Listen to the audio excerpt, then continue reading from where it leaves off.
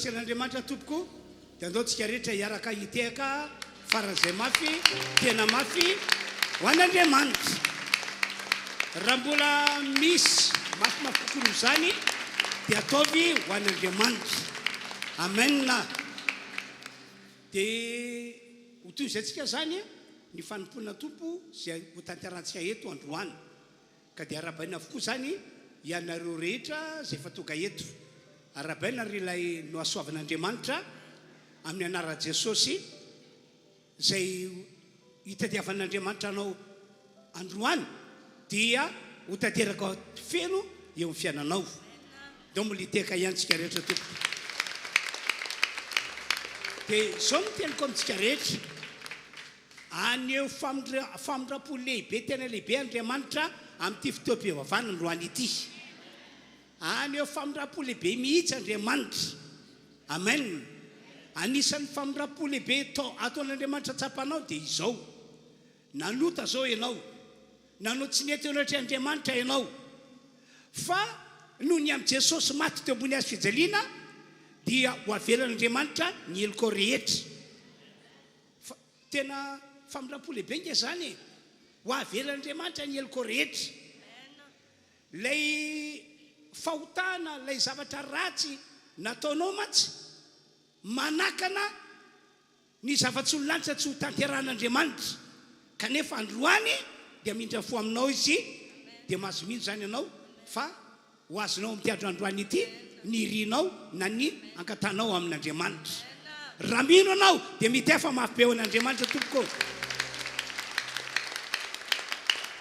aneo fahasoavana lehibe amintsika ihany koa izy ny atao hoe fahasoavana araka ny voalazan'ny Baiboly dia fanomezana zavatsoa omena ho an'ilay olona tsy mendrika omena zany zay mahatonga an'i Paoly ny ampianatra hoe fa fahasoavana no namonjenanareo zany hoe raha nitoerana isantsika fahiny tantaram-pialantsika fahiny no aran'Andriamanitra dia tsy hovonjena zany ny fanahintsika fa zay le fahasoavana tsy mendrika hovonjena ny fanahinao kanefa dia novonjena nomena dia isy fahasoavana be akoatran'ilay famonjena zay fa nomanin'Andriamanitra ho antsika ho ataon'Andriamanitra amintsika amin'ity androandroany ity ka dia miomana andray an'izany daholo tsika rehetra amen fa ity nefa misy afatrafatra ity nefa misy afatrafatra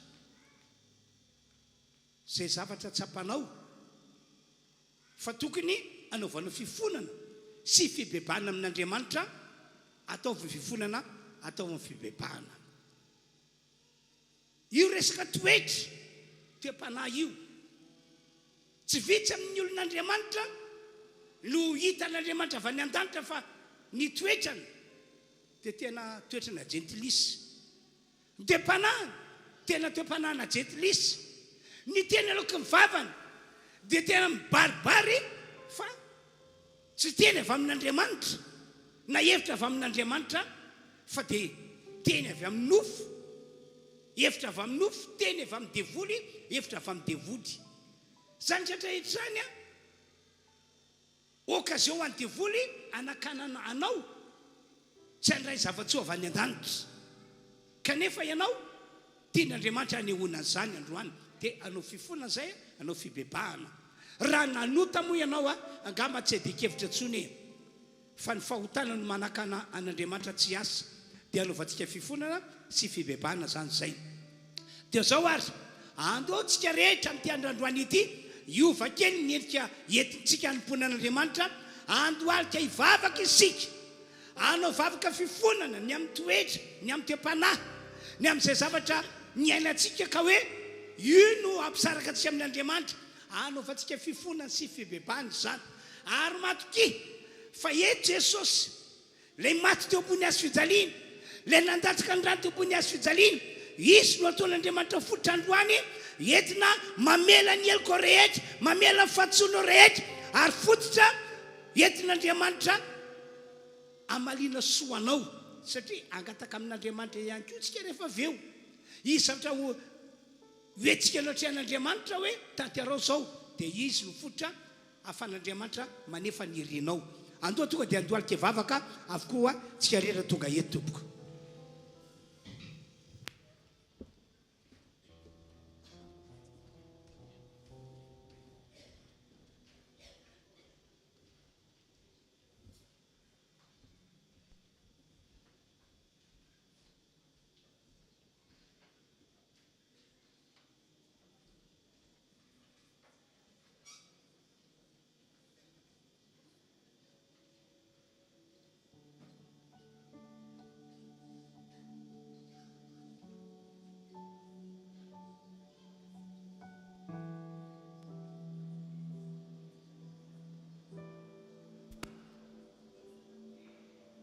Dia koatra zay nambarako zay a, ianao zany anao fifonana ho an'ny mombanao manokana, satria ianao malala ny toetranao, malala ny toe-panahinao, malala ny zavatra ratsy nataonao teo natrehan'Andriamanitra zay tsy niafina taminy, anaovanao fifonana, fibebahana izany. Kanefa ihany koa amin'ny maha olona iray atsika ao amin'i Jesosy, dia ianao ihany koa tompoko ifona ho an'ny fiangonana ray manontolo, ifona ho an'ny olon'Andriamanitra rehetra tonga eto. Manao vavaka ho an'ny namanao ihany koa ianao. Ny tanjo dia hoe tsika rehetrarehetra tonga eto amin'ity androany ity dia olona vaovela heloka, tsy hisy hevitra mampisaraka tsy amin'Andriamanitra, ary olona metrika ny andray zava-tsoa avy any an-danitra avy amin'Andriamanitra. Zay le fanetanana anetanako antsika rehetra samy vavaka ao anatin'izany toeriny devoly roay fanaratsy.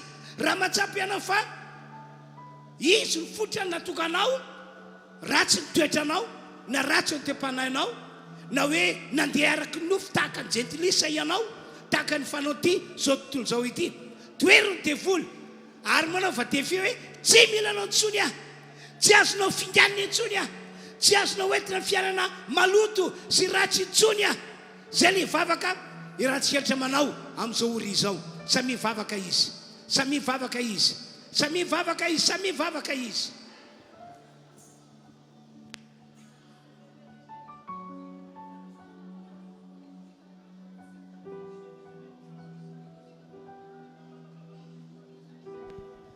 Ao anatin'izao fotoana iarahantsika manao vavaka mandoalika izao dia angatantsika ny musicien anao feokira malefaka zay inona fa iserin'Andriamanitra ampombany an'izany feokira malefaka izany ato amin'ity toerana zay hanompontsika an'Andriamanitra ity.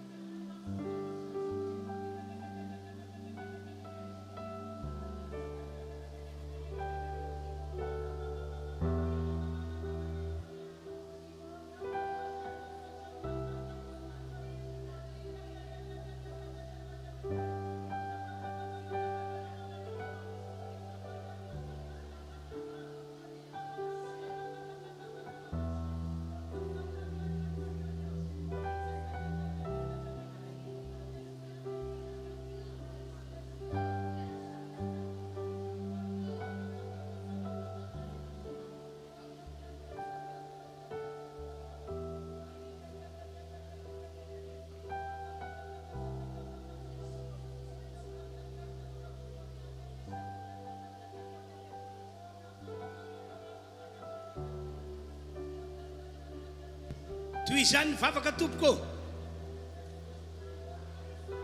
Asa misy manamartena ka lazainao fa ny fotrana tokany toetranao na toe-panahinao ratsy, na hoe fotrana tokanao na sasa ny teniteny foana, dia hoe ny olona ataondraniny na nataondraniny aferany iny. Fa ianao za manamartena, rehefa nanodiso anao manao fa fifonana, manao fa fibebahana.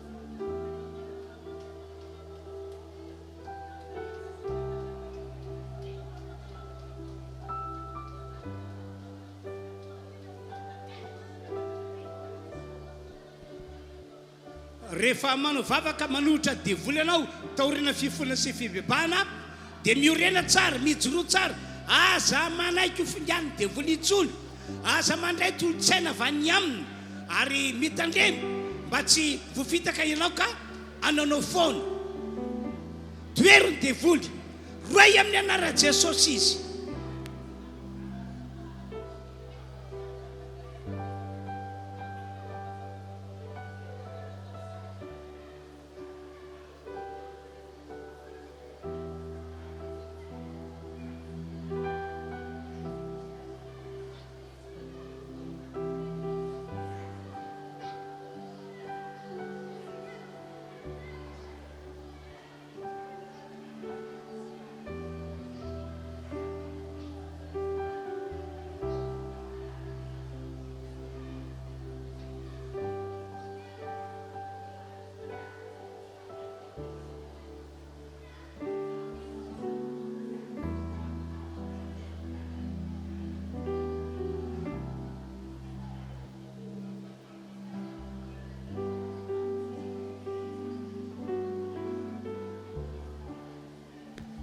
Miomana ianao fa rehefa nomena Andriamanitra anao famindra-po ka navelany ny helokao, navelany fahatosoanao satria nanao fifonana sy bebaka ianao dia ho iaho hoe mimana fa izy zava-tsoa avy any an-danitra omena anao androany, omena anao amin'ny terinandro ity. Mimana ianao andray fahasoavana, zavatra tsy noeritreritinao omena Andriamanitra anao, zany dia omena anao tokoa amin'ny androandroany ity. Mimana ho amin'izany tsika rehetra.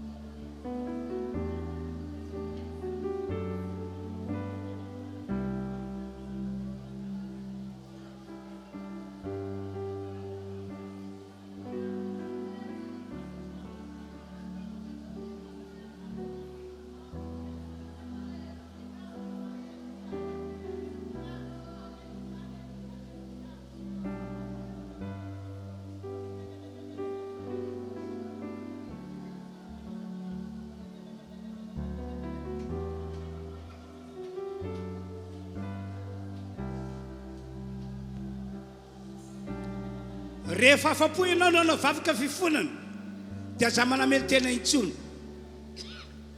aza manamely tena intsony. Andao anao fa tsika fampiarana le teny nataon'i Jesosy afatra zay nomena tamin'ny herin'ny androany. O Jesosy amintsika rehetra, na inona angatanao amin'ny Jesosy dia omena anao zany raha angatanao amin'ny anaran'i Jesosy. Fa ho famezam-poninahitra an'Andriamanitra ny valim-bavaka rehetra omena antsika amin'ny androandroany ity. Ampiasao ny anaran'i Jesosy ny amin'ny zavatra irinao ho ataon'Andriamanitra aminao. Samy vavaka arak'izay fanentanana izay tsika rehetra. Toy izy mivavaka, toy izy mivavaka, toy izy mivavaka.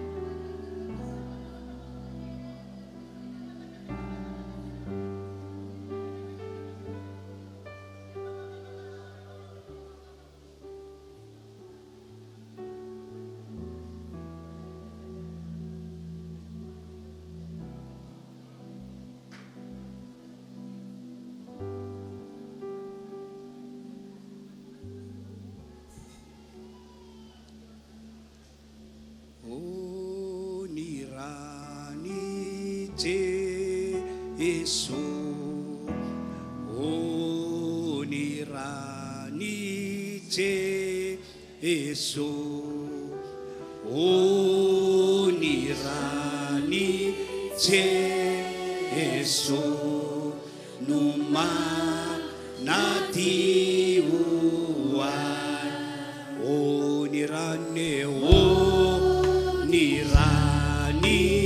Jesu onirani Jesu onirani Jesu numa pandesiai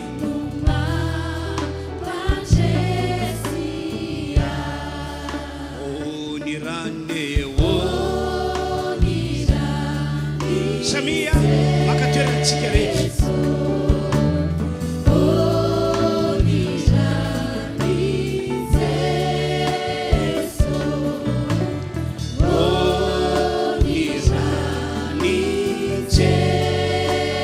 numana fakai onirani Jesusi akatatsika itsangana mitoerana satsika samy mitsangatsika dia apetra hoe mifonao tananao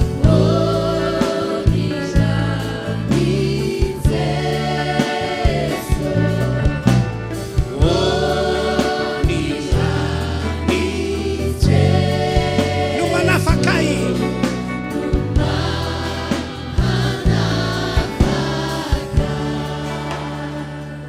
akopiny masonao mijoreto aho misy tena anareo fiangonana eo ny atrean'Andriamanitra anao vavaka ao ho anario angataka amin'Andriamanitra ray ao ka ny zavatra rehetra ao am-ponareo irinareo ho ataon'Andriamanitra aminareo amin'ity androandroany ity amin'ity herinandro ity dia angatako amin'ny ray amin'ny anaran'i Jesosy mba ho ataony zany ray eo azo voninahitra ianao rehefa efainao ny fankatam-panomponao sy ny fanirian'ny olona rehetra toka eto apiatrao mifonao ny tananao Andriamanitra rainy malala rainy masina omena voninahitra ianao amin'ity androandroany ity ary ny amin'ireo valim-bavaka zay ho tanterahanao eo aminay ankalazaina ny amin'izany ianao koa dia mangataka mivantana amin'i Jesosy izahay amin'izao fotoana izao satria teny efa nataony izany fa na inona angatanay amin'i Jesosy ataonay amin'ny anaran'i Jesosy dia ho ataon'i Jesosy zany dia azo voninahitra anao ray ankalazaina anao ray tsy misy miafina aminao zay zavatra irin'ny olona rehetra toka eto androany sy zay zavatra tadiavina mba ho toka eo amin'ny fiainana ho toka eo amin'ny tokantranony fonina aminao atompo raha misy mirorosaina sahady eto hoe impossible ny atateraka izany eo amiko fonina aminao aho aoka mangiasa faneno masina ka ndresy lahatra azy ianao fa possible avokoa zavatra rehetra ho an'izay mino ko amin'ny anaran'i Jesosy amin'ny anaran'i Jesosy amin'ny anaran'i Jesosy efa ny fanirian'olona rehetra tonga eto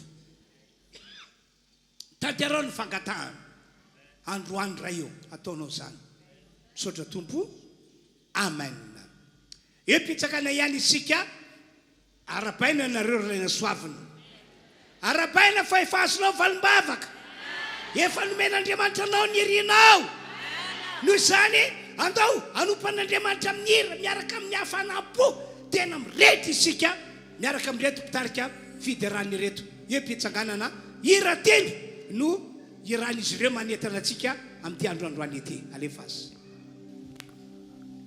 Halleluja.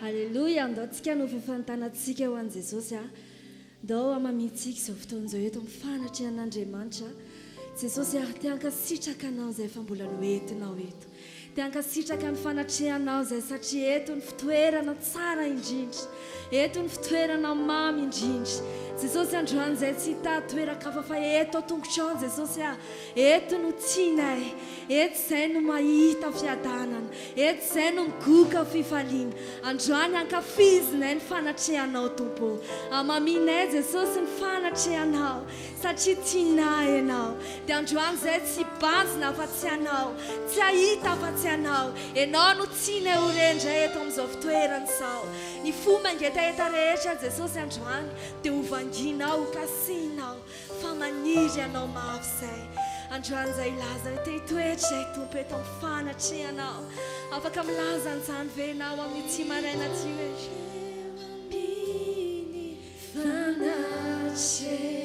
laza hoe tompo ao zany no iriny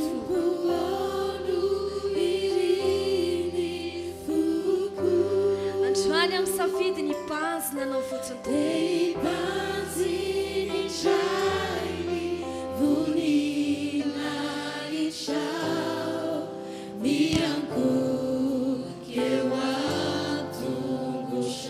mbola lazaintsika ihany te hitoetra ao Jesosy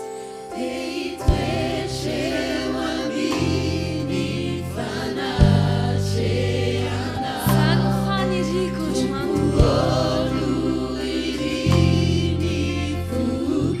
lazao Jesosy hoe te hibanjina ny vonay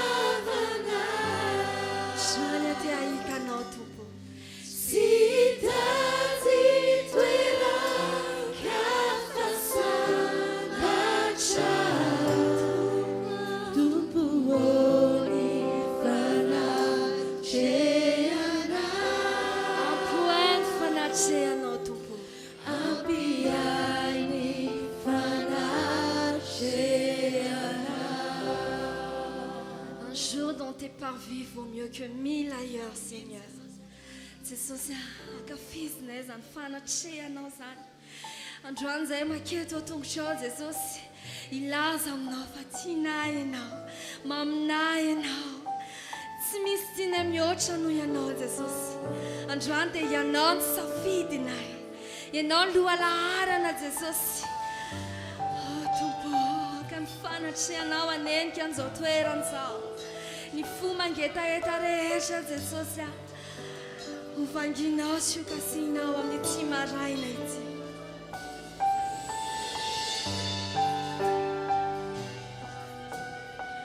Seigneur, nous voulons dire que nous t'aimons plus que toute chose. Plus que toute chose. Car tu tiens la première place dans nos vies.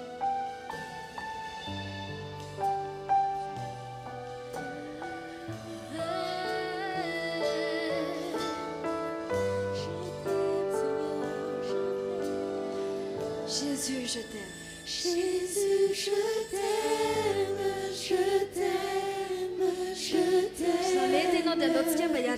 Jésus, je t'aime. Je t'aime.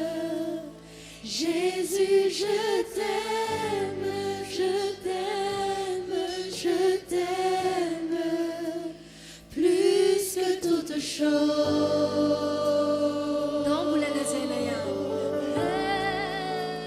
Jésus, je t'aime, je t'aime, je Sulla veto Joana pakamananda chapewa te plaza we tumbo tsikeno tsikumyocha nunzava chareche now. Jésus, je t'aime, je t'aime, je t'aime, plus que toute chose.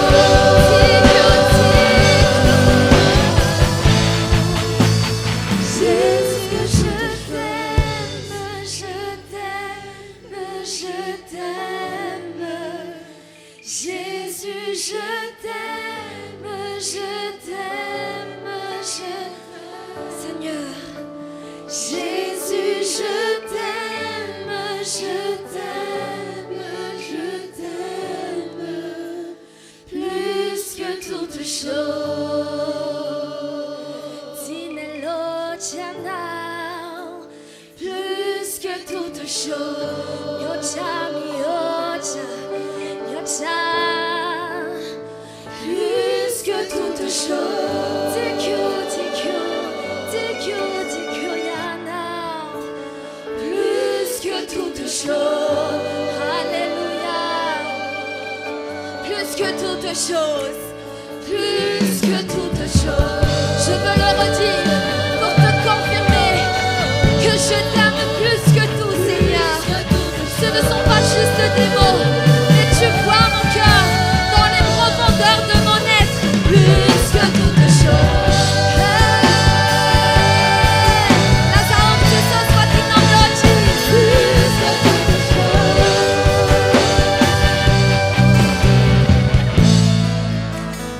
Salmiți tu, ține mi oggi, no. Anjoanze te laza tu pe manire nase.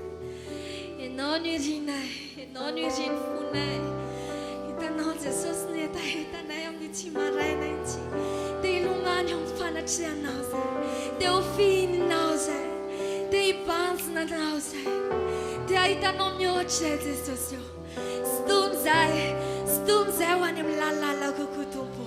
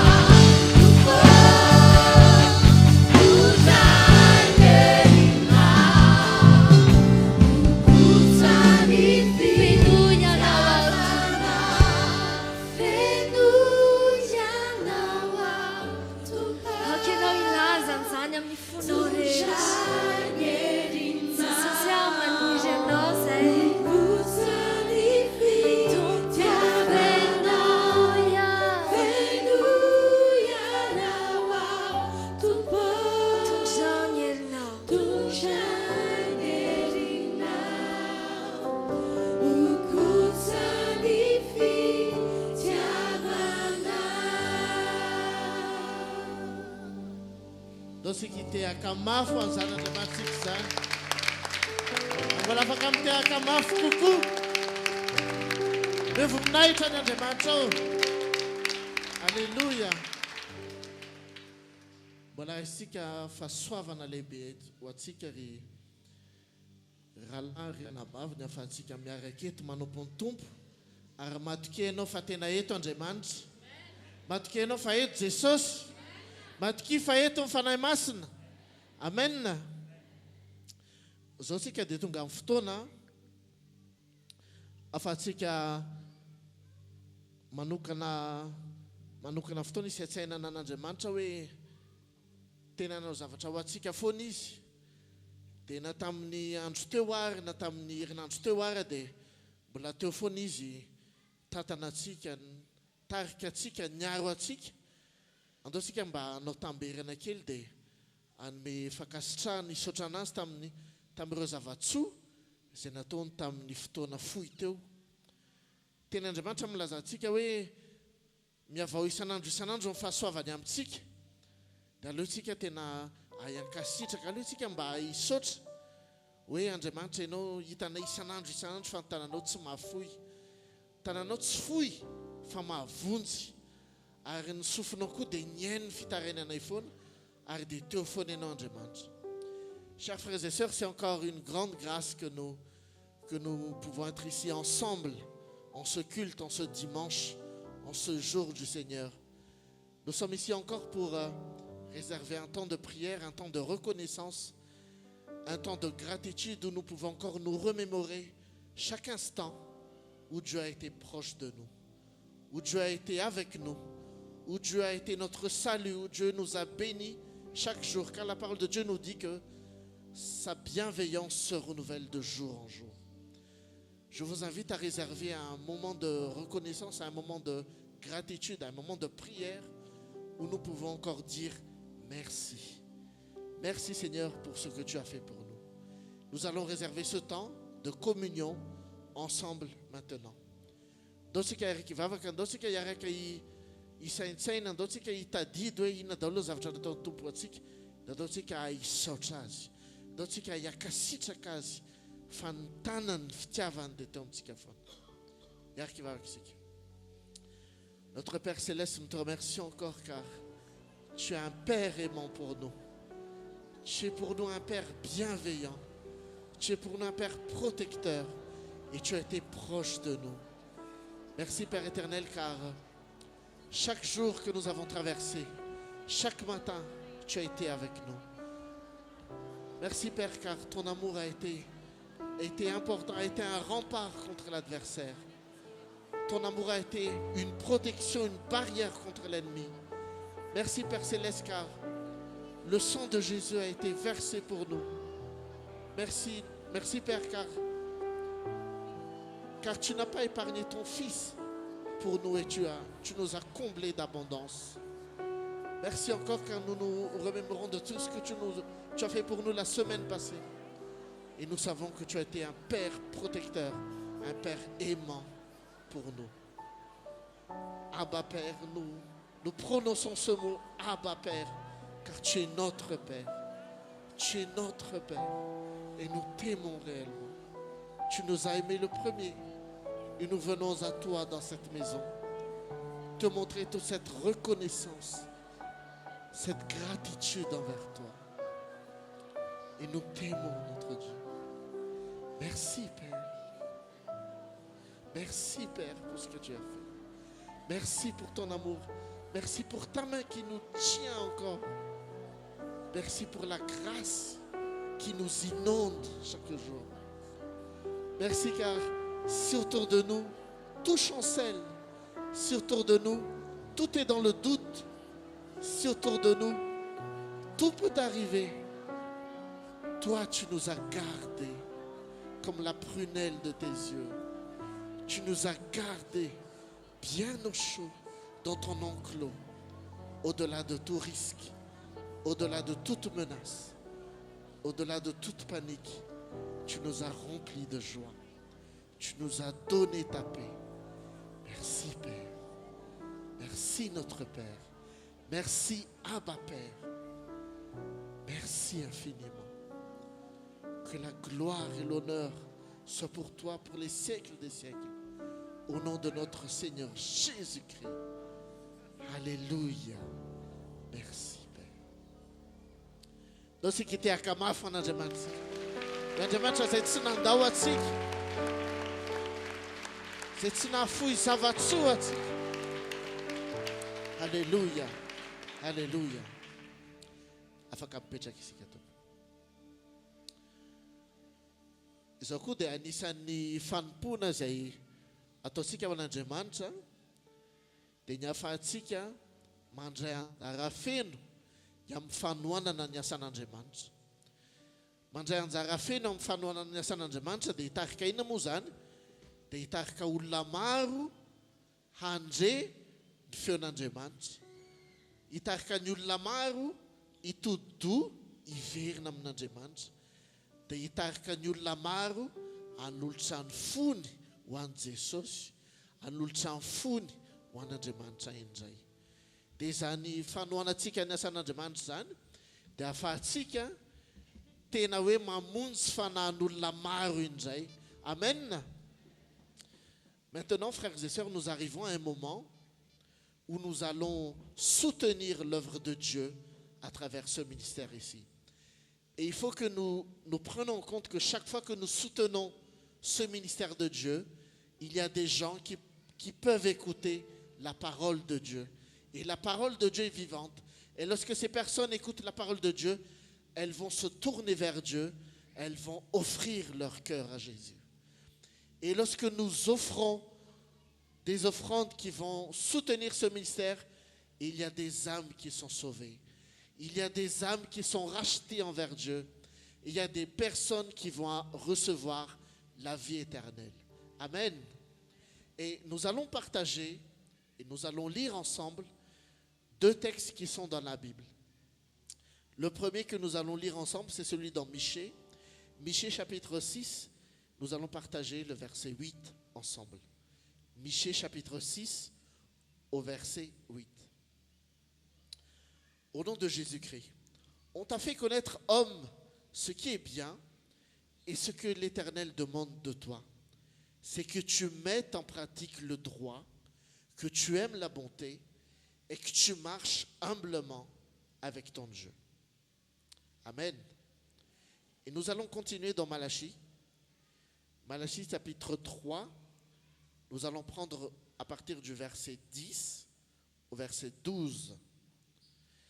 Apportez donc toutes les dîmes à la maison du trésor, afin qu'il y ait de la nourriture dans ma maison. Mettez-moi ainsi à l'épreuve, dit l'Éternel, le Maître de l'univers, et vous verrez si je n'ouvre pas pour vous les fenêtres du ciel, si je ne déverse pas sur vous la bénédiction en abondance.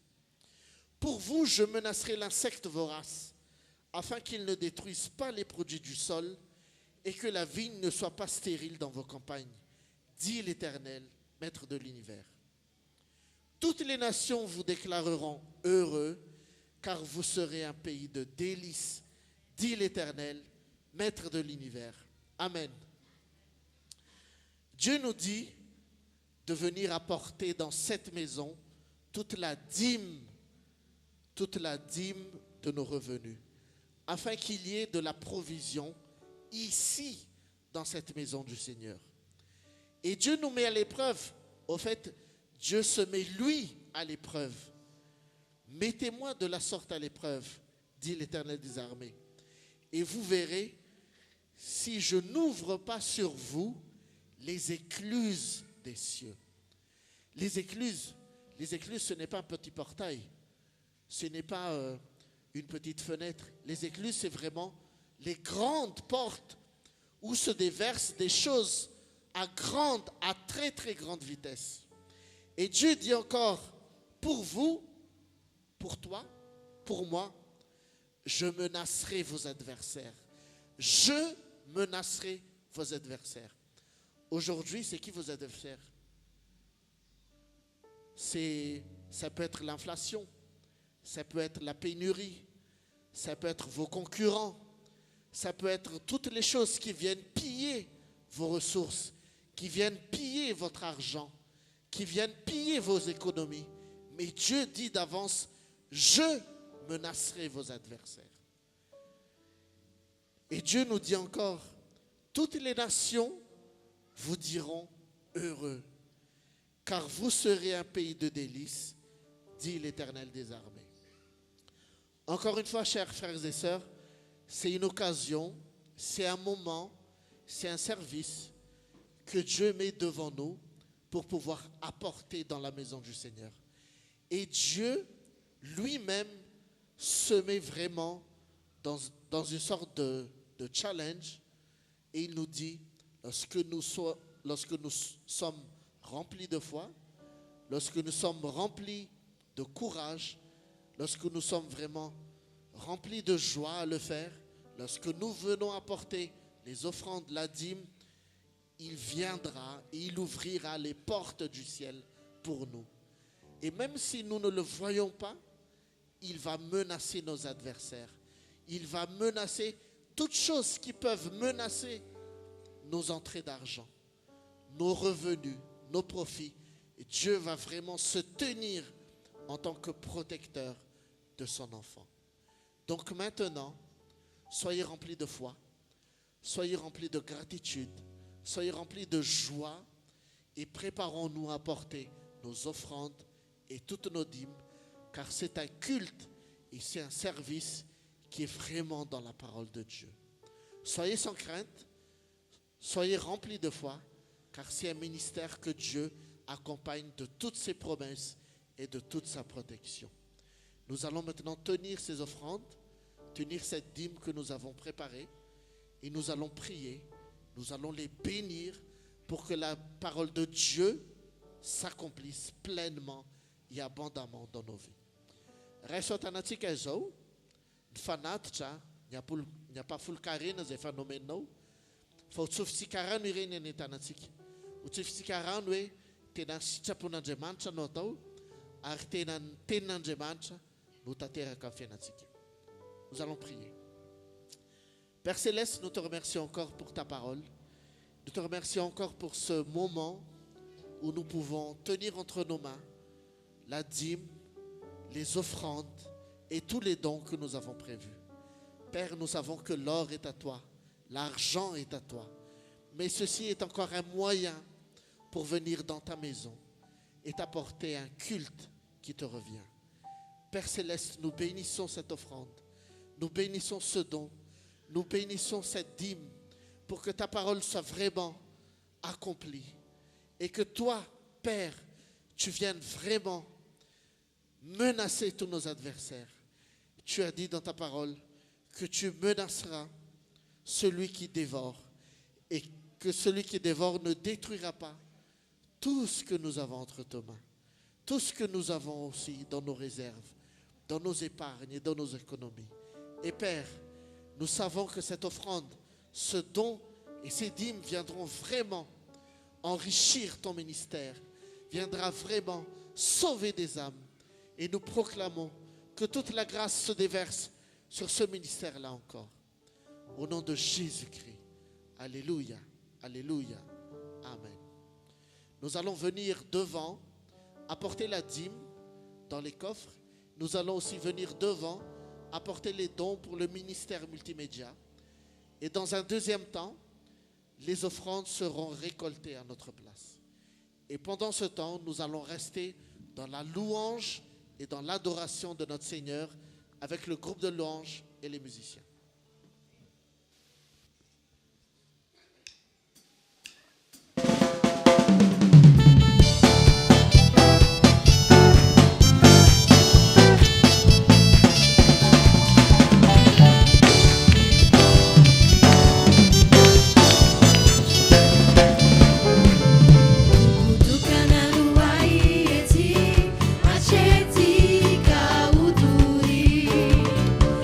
So secret.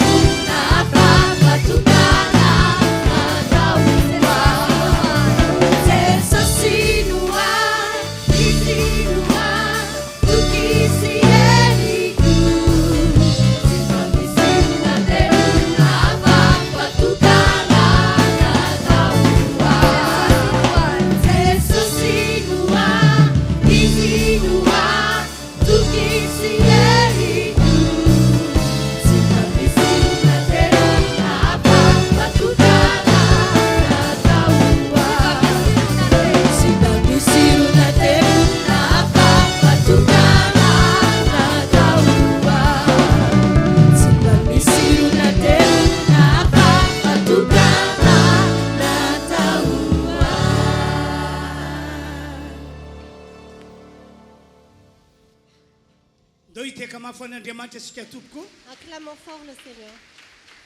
raha mbola misy mafy ho zany teaka ao omeo ho an'ilay andriamanitra anary atsika Si tu peux acclamer plus fort, donne-le à Dieu qui nous a créés. mbola ataovy mafy be ihany teaka tompoko Acclamez plus fort. ataovy mafy ihany teaka Acclamez plus fort. alleloia Alléluia. dia misaotra antsika fiangonana tamin'ny fahafahantsika nanome ho an'ny fanjakan'andriamanitra tompany hitantsika rehetra Nous remercions l'Église de ce que vous ayez donné pour le royaume de Dieu. Que Dieu vous bénisse tous. toka amin'ny fotoana izay hitondrako ny afatra amin'izay ny tenako androany Nous arrivons maintenant au moment où je vais vous annoncer le message de Dieu. ao anaty fotoana anamarana ny teny dia hoy aho hoe minoy ianareo fa hiasa eto andriamanitra Pendant le message, croyez que Dieu va agir ici. anisany mahazatra antsika raha misy marary ho sitrana amin'ny anara jesosy izy Comme d'habitude, si quelqu'un est malade, il sera guéri au nom de Jésus. ho anareo rehetrarehetra na iza ao anatin'ny olana misoran'andriamanitra fa ho fotsena ho afaka amin'izany ianao Pour vous tous qui avez des problèmes, remerciez Dieu car il va vous délivrer. ho fisorantsika n'andriamanitra dia mbola hitehaka mafy dia mafy isika Pour remercier Dieu, nous acclamons très fort. ny lohateny ny tenin'andriamanitra izay ambara eto androany dia ny mahazava-dehibe ny vavaka Le thème du message aujourd'hui concerne l'importance de la prière. amin'ny maha olon'andriamanitra antsika dia tsy maintsy manao vavaka isanandro isika En tant que peuple de Dieu, nous devons prier chaque jour. ary tokony hafana fo be amin'izany vavaka atao zany a isika Et nous devons être fervents dans la prière. ny vavaka izay anetanako anareo androany dia ilay resaka ifanaovantsika amin'andriamanitra La prière dont je vais vous parler aujourd'hui concerne notre communication avec Dieu. itsika olombelona miresaka amin'andriamanitra ilay naharan'izao rehetra izao Nous parlons à Dieu qui a créé toutes choses. ary izy ihany koa miresaka amintsika ao anatin'ny fotoana anaovantsika vavaka Et lui-même, il nous parle pendant que nous prions. diny io tsara ny voalaza amin'ny baiboly Observez bien ce qui est écrit dans la Bible. fa jesosy kristy ilay zanak'andriamanitra dia nanao vavaka tena nanao vavaka Que Jésus-Christ, le Fils de Dieu, a vraiment prié. tena nametraka lesona lehibe ho antsika izy fony izy nandalo tety ambony tany Il nous a laissé une grande leçon quand il est passé sur terre. nanao ny tenany ho fitaratra ihany koa izy nandritry ny fandalovany teto ambony tany Il était un exemple pour nous pendant son passage sur terre. araka ny voalaza amin'ny baiboly Comme il est écrit dans la Bible, rehefa tonga tety ambony tany jesosy dia nanao ny vavaka ho zava-dehibe sady ho fiainana quand Jésus est descendu sur terre, il a considéré la prière d'une grande importance et comme sa vie. kanefa fantatsika tsara fa jesosy dia andriamanitra tany an-danitra Alors que nous le savons bien que Jésus était Dieu dans le ciel. jesosy dia zanak'andriamanitra Jésus est le Fils de Dieu.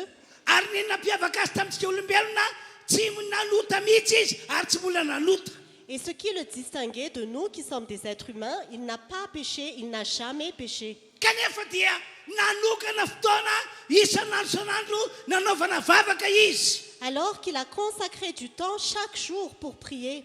tian'andriamanitra ambara amintsika zany amin'ity androandroany ity raha nanao ny vavaka ho zava-dehibe sy fiainana jesosy dia isika izay efa novijen'andriamanitra dia tokony hanao ny vavaka ho zava-dehibe sy fiainana ihany koa Ce que nous voulons dire donc aujourd'hui, si Jésus a considéré la prière comme une nécessité vitale, nous devons aussi considérer la prière comme une nécessité vitale.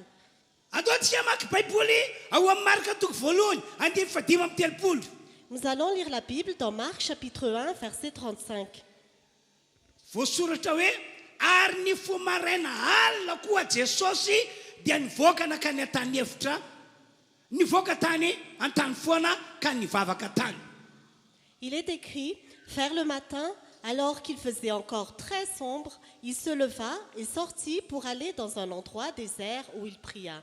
araka io teny io ny fomaraina alina jesosy mba hanao vavaka amin'andriamanitra rainy Selon cette écriture, Jésus s'est réveillé le matin alors qu'il faisait encore très sombre pour prier Dieu le Père. Ary ty dika teny amin'ny teny frantsay io dia mbola maizina ny andro dia efa nifoha Jesosy nanao vavaka. Selon cette traduction, il faisait encore très sombre et Jésus s'est réveillé pour prier. Manaova vavaka tahaka izany ihany koa isika mandritra fahavelomantsika eto ambony ty tany ity. Priez aussi de cette manière pendant notre vie sur terre. Mifoaza marain'alina ianao manao vavaka. Réveille-toi dès le matin quand il fait encore sombre pour Ena prier. dia mbola maizina aza ny andro mifoaza ianao dia manaova vavaka. Oui, même s'il fait encore sombre, réveille-toi et prie. Ataovy zava-dehibe aminao hoe ianao olombelona kanefa dia miresaka tsara amin'Andriamanitra le nahary an'izao rehetra izao. Considère comme essentiel pour toi que toi tu es un être humain et pourtant tu converses avec Dieu qui a créé toutes choses. Vakitsika indray ny liko toko fahenina andinin'ny faharoa ambin'ny folo. Nous allons maintenant lire Luc chapitre 6 verset 12. Toy izao ny voasoratra. Ary tamin'izany andro izany dia lasa nakany atendrombohitra Jesosy mba hivavaka ary naharitra ny vavaka tamin'Andriamanitra nandrisy ny alina izy. Voici ce qui est écrit. À cette époque-là, Jésus se retira sur la montagne pour prier. Il passa toute la nuit à prier Dieu. Ary tsy teny io nanao vavaka fiaretatory Jesosy. Selon cette parole, Jésus a prié et veillé. Nanao vavaka tamin'Andriamanitra rainy nandritry ny alina Jesosy. Jésus a prié Dieu son Père toute la nuit. Ary tena naharitra nanao vavaka tamin'irainy tokoa Jesosy fa tsy hoe sady mivavaka no natory tamin'izay alina izay. Et il a vraiment passé toute la nuit à prier, mais ce n'est pas qu'il dormait et priait en même temps cette nuit-là. Dia hoe iaho amintsika rehetra toka eto Et je vous dis à vous tous qui êtes ici, manaova vavaka tahaka izany ihany koa itsika tsiraray avy isabatan'olona. priez de cette manière, nous tous qui sommes ici. Manokana fotoana manao vavaka mandritry ny alina ianao. Consacre du temps à prier toute la nuit. Le voalasa marika toko voalohany andimy fahatelo amin'ny dimy amby telopolo dia hoe mifoaza marain'alina ianao dia ataovy ny vavaka. Ce qui est écrit dans Marc chapitre 1 verset 35 dit « Réveille-toi alors qu'il fait encore très sombre et prie. » Fa ty anankiray ity indray a dia hoe manaova vavaka fiaretatory mihitsy ianao. Mais ce qui est écrit ici, c'est que tu dois prier toute la nuit et veiller. Mitadiava fotoana ianao ahafahanao manao izany ho an'Andriamanitra le nahary an'izao rehetra izao. Cherche du temps pour pouvoir prier à Dieu qui a créé toutes choses. Vakitsika indray ny marika Matthieu toko faefatra andininy voalohany ka hatramin'ny andininy fahatelo. Nous allons maintenant lire Matthieu chapitre 4 verset 1 à 3. Toy izao voasoratra amin'ny anaran'i Jesosy Kristy. Ary Jesosy dia nety ny fanahy nakany anefitra mba alainy devoly fanahy. Ary ny fadiany ny 70 andro sy 70 alina izy koa noho ny afaka izany dia noana. Dia nanatona ny mpaka-fanaka nanao taminy hoe raha zanak'Andriamanitra ianao dia teneny ho toka mofo reto vato ireto. Puis Jésus fut emmené par l'Esprit dans le désert pour être tenté par le diable. Après avoir jeûné 40 jours et 40 nuits, il eut faim. Le tentateur s'approcha et lui dit « Si tu es le Fils de Dieu, ordonne que ces pierres deviennent des pains. » Tamin'ity indray mandeha ity a dia izao ny zava-nisy. Cette fois-ci, voici ce qui s'est passé. Notariny fanan'Andriamanitra rainy Jesosy ho any an-tany efitra mba hozahana toetra amin'ny alalan'ny fakapanahy ataony devoly eo aminy. L'Esprit de Dieu a emmené Jésus pour qu'il soit tenté à travers les tentations du diable. Zavatra roa aloha no ambarako aminareo mialohan'ny resako ny amin'ny vavaka. Je vais vous parler de deux choses avant de vous parler de la prière. Nandritry ny fiainan'i Jesosy tety ambony tany dia nifandray tamin'Andriamanitra rainy izy. Pendant que Jésus était sur terre, il a rencontré Dieu son Père. Ary ny fanan'Andriamanitra ray dia nitarika azy ho amin'ny sitrapon'Andriamanitra. Et l'Esprit de Dieu son Père l'a conduit dans la volonté de Dieu. Amin'ny maha olon'Andriamanitra antsika rehetra ihany koa dia tokony ho tahaka izany mihitsy no ametrahantsika ny fiainantsika. En tant que peuple de Dieu, nous devons aussi vivre de la même manière. marina fa olombelona mitafy nofo sy ratsika Certes, nous sommes des êtres humains revêtus de sang et de chair. marina fa manana ny saintsika isika Certes, nous avons nos propres pensées. fa amaolon'andriamanitra atsika ataovy zava-dehibe ny mifandray amin'andriamanitra ary indrindraindrindra ny manaiky hotariny fanan'andriamanitra. Mais en tant que peuple de Dieu, considère comme une chose très importante de converser avec Dieu et d'être en communion avec l'Esprit de Dieu. Tsy mety ny hoe zay tianao atao arak'izay iverinanao azy fa mety lo ataonao fa zay tia ny fanan'andriamanitra ihany. Ce n'est pas convenable que tu fasses seulement ce que tu veux faire, mais plutôt ce que l'Esprit de Dieu veut que tu fasses. Be dia be ke ny olon'andriamanitra no tafalatsaka amin'ny lalana tsy izy satria notariany sainy sy ny eritrerini fa tsy mba notariany fanan'andriamanitra. Il y a beaucoup d'hommes et de femmes de Dieu qui se sont trompés de chemin parce qu'ils ont suivi leurs propres pensées et non pas l'Esprit de Dieu. Hoy ny olona sasany arak'izay ao anatin'ny sainy sy ny eritrerini. Certaines personnes disent selon leurs propres pensées, andeha indram-bola any amin'ny banky aho ho ampiasaiko dia azo tombony lehibe tahako zao. je vais emprunter de l'argent à la banque et j'aurai beaucoup de bénéfices. Kanefa raha ho azy manokana tsy nitaona azo amin'izany ny fanan'andriamanitra fa ny sainy ihany no nitaona azo amin'izany. Et pourtant, pour son cas personnel, l'Esprit de Dieu ne l'a pas conduit à cela, mais c'était ses propres pensées. Za tsy mandrara anareo hoe aza miditra volana amin'ny banky Je ne vous empêche pas d'emprunter de l'argent à la banque, fa avy alao ny fanan'andriamanitra hitarika anao hoe tokony hindrana avy anao sa tsy tokony hindrana. mais laissez l'Esprit de Dieu vous guider. Est-ce que tu dois emprunter ou non? Fa raha tsy fanan'andriamanitra mitarika anao amin'ny zavatra anankiray dia hijabaka ianao.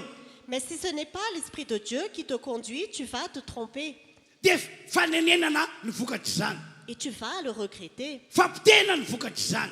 Il y aura une destruction. Enganeka ho tonga tahaka Jesosy isika rehetra tsy andiaraka saintsika na andiaraka ny eritreritsika fa andiarak'izay fitariany fanan'andriamanitra. Que nous puissions tous être comme Jésus-Christ, nous n'allons pas marcher selon notre propre pensée, mais selon l'Esprit de Dieu. Dia zavatra anankiray faharoa ihany koa mialohan'ny iresako aminareo mikasika ny mivavaka dia ity. Et la deuxième chose dont je vais vous parler concernant la prière, c'est ceci. Nentin'andriamanitra ray ho zana toetra Jesosy Kristy.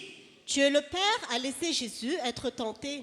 Zay la hiafatra nambarako taminareo tamin'ny herinandroany. C'est le message que je vous ai donné la semaine dernière. Raha mbola olon'andriamanitra isika dia tsy maintsy ho zan'andriamanitra toetra. Si nous sommes des hommes et des femmes de Dieu, Dieu va nous éprouver. Tsy hoe mahafalan'andriamanitra ny ampahorantsika fa ny mahafalan'andriamanitra dia hoe aoriana fitsapatoetra dia hitondra antsika ho amin'ny fiainana magaga izy. Ce n'est pas que Dieu est dans la joie de nous faire souffrir, mais il est dans la joie parce qu'après l'épreuve, il va nous conduire dans une vie de Ka miracle. satao makivy raha ohatra ka mandalo fitsapatoetra ianao ankehitriny.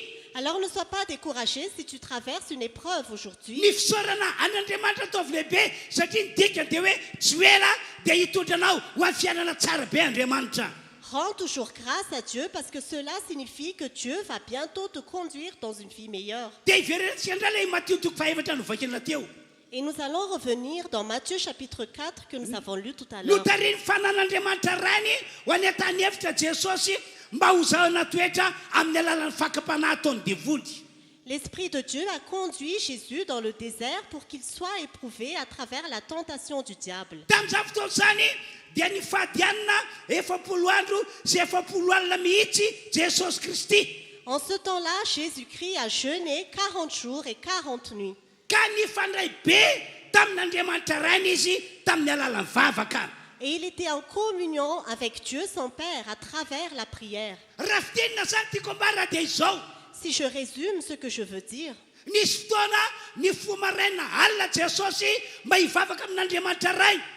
à un certain moment, Jésus s'est réveillé le matin quand il faisait encore sombre pour prier Dieu son Père. Nisy fotoana ihany koa niary tory nanavavaka feritatory Jesosy mba hivavaka amin'andriamanitra ray. Et à un certain moment aussi, Jésus a veillé toute la nuit pour prier Dieu son Père. Fa ty voalaza ity indray dia nifandray tamin'andriamanitra ray tamin'ny alalan'ny vavaka narahana fifadikanana Jesosy. Mais cette fois-ci, Jésus était en communion avec Dieu à travers la prière et le jeûne. efapolo andro efapolo alina tsy ninana na inona izy fa nivavaka tamin'Andriamanitra rainy. 40 jours et 40 nuits, Jésus n'a rien mangé, mais il a prié Dieu le Dia Père. hoy aho aminareo rehetra toka eto Et voici ce que je vous dis à tous qui êtes amaha ici. olon'Andriamanitra atsika En tant que peuple de Dieu, manaova tak'izany akeo isika. fait de la même manière. Asy fotoana ny fiainanao tsy mihinan-kanina fa mivavaka fotsiny. Consacre du temps dans ta vie pour ne pas manger, mais seulement prier. Marina fa tsy mahafinaritra ndranay ny mieritreritra hoe tsy hihinan-kanina fa hivavaka fotsiny. Certes, ce n'est pas agréable de penser que je ne vais pas manger, mais seulement prier. Kanefa raha ataonao zava-dehibe sy fiainana izany dia ianao ihany no ahita tombotsoa ara-panahy sy ara-nofo. Mais si tu considères cela comme une nécessité vitale pour toi, c'est toi qui grandiras spirituellement. Ankoatran'izany rehetrarehetra izany, Et à part tout cela, matetika manokana fotoana makany tendrombohitra Jesosy mba anaovana vavaka amin'Andriamanitra rainy. parfois Jésus passait du temps sur la montagne pour prier Dieu son Père. Ny filazan'ny baiboly teny frantsay dia hoe nitady toerana mangingina Jesosy anaovana vavaka amin'Andriamanitra rainy. La Bible dit que Jésus cherchait un endroit à l'écart pour prier Dieu le Père. Tena ilaina mihitsy mantsy ny anaovana zany amin'ny maha olon'Andriamanitra atsika. C'est vraiment essentiel de le faire en tant que peuple de Dieu. Andaovaka itsika ny Matthieu toko fahaefatra ambin'ny folo andeny faharoa amby roapolo sy ny fahatelo amby roapolo. Lisons Matthieu chapitre 14, versets 22 à 23. Toy zao voasoratra amin'ny anaran'i Jesosy. Ary niaraka tamin'izay dia nanery ny mpianatra iondrana sambo kely Jesosy ka hita eo alohany hoeny ampita mandra-pandravany ny vahoaka. Ary rehefa noravany ny vahoaka dia niakatra tao tendrombohitra Jesosy mba hitokana hivavaka ary noho ny harivany andro dia nitoetra rery teo izy. Aussitôt après, Jésus obligea les disciples à monter dans la barque et à le précéder sur l'autre rive pendant qu'il renverrait la foule. Quand il l'eut renvoyé, il monta sur la montagne pour prier à l'écart et le soir venu, il était là seul. Ary teny io dia nanokana fotoana mihitsy Jesosy nakany tendrombohitra. Selon cette parole, Jésus a consacré du temps pour aller sur la montagne. Ary teny io inona nataony tany? Selon cette parole, qu'est-ce qu'il a fait là-bas? Nanokana fotoana nanaovana vavaka tamin'Andriamanitra rainy izy. Il a consacré du temps pour prier Dieu son Père. Arak'ilay voalaza amin'ny baiboly teny frantsay toerana mangingina any an-tampon-tendrombohitra. Selon ce qui est écrit ici, il est parti à l'écart au sommet de la montagne. Tsisy olona manakotaba azy ihany Personne ne l'a dérangé. fa dia hoe izy ny rainy no mifampiresaka. Il n'y avait que lui et son Père qui en conversaient. Nosorata zany tantara zany mba ho tokony tahaka zany akoa ny fiainantsika fiangonana rehetra tonga eto. Cette histoire est écrite pour que nous faisons la même chose, nous tous qui sommes ici. Ry fiangonana rehetra manalika ty fotoan-dehibe ity. Chère assemblée qui assistez à ce grand culte, Ho anareo izay manaraka zao fotoana zao any amin'ny tokantrano misy anareo any. et vous tous qui assistez en ligne, Na anao nivavaka ho zava-dehibe sy fiainana Jesosy nandritry ny misiony teto ambonin'ity tany ity. Jésus a considéré la prière comme une nécessité vitale pendant sa vie sur terre. Nataony Jesosy zany mba ho akasitran'Andriamanitra ny fanompoana izay ataony. Jésus l'a fait pour que Dieu a créé son service. Nataony Jesosy zany mba tonga azy ahita fombiazana araky ny mission nandranoray azy. Jésus l'a fait pour qu'il puisse réussir dans la mission que Dieu lui a confiée. Nosoratana zany tantara zany ry havana malala Cette histoire est écrite, bien-aimés, hoe Jesosy Kristy nanao ny vavaka ho zava-dehibe sy fiainana. que Jésus-Christ a considéré la prière comme une nécessité Satria vitale. tian'Andriamanitra ho amin'izany akoa isika rehetra zay fa novojen'Andriamanitra ny fanahintsika. Parce que Dieu veut que nous fassions la même chose, nous qui avons déjà été sauvés par Dieu. Ho antsika rehetra tonga eto na iza na izy. Pour nous tous qui sommes ici, qui que nous soyons, Ho antsika efa ela be no naolom-bavoty antsika tato amin'izao asan'Andriamanitra izao. pour nous tous qui avons été sauvés depuis longtemps dans cette œuvre de Ho Dieu, anareo izay olona vaovao tonga eto.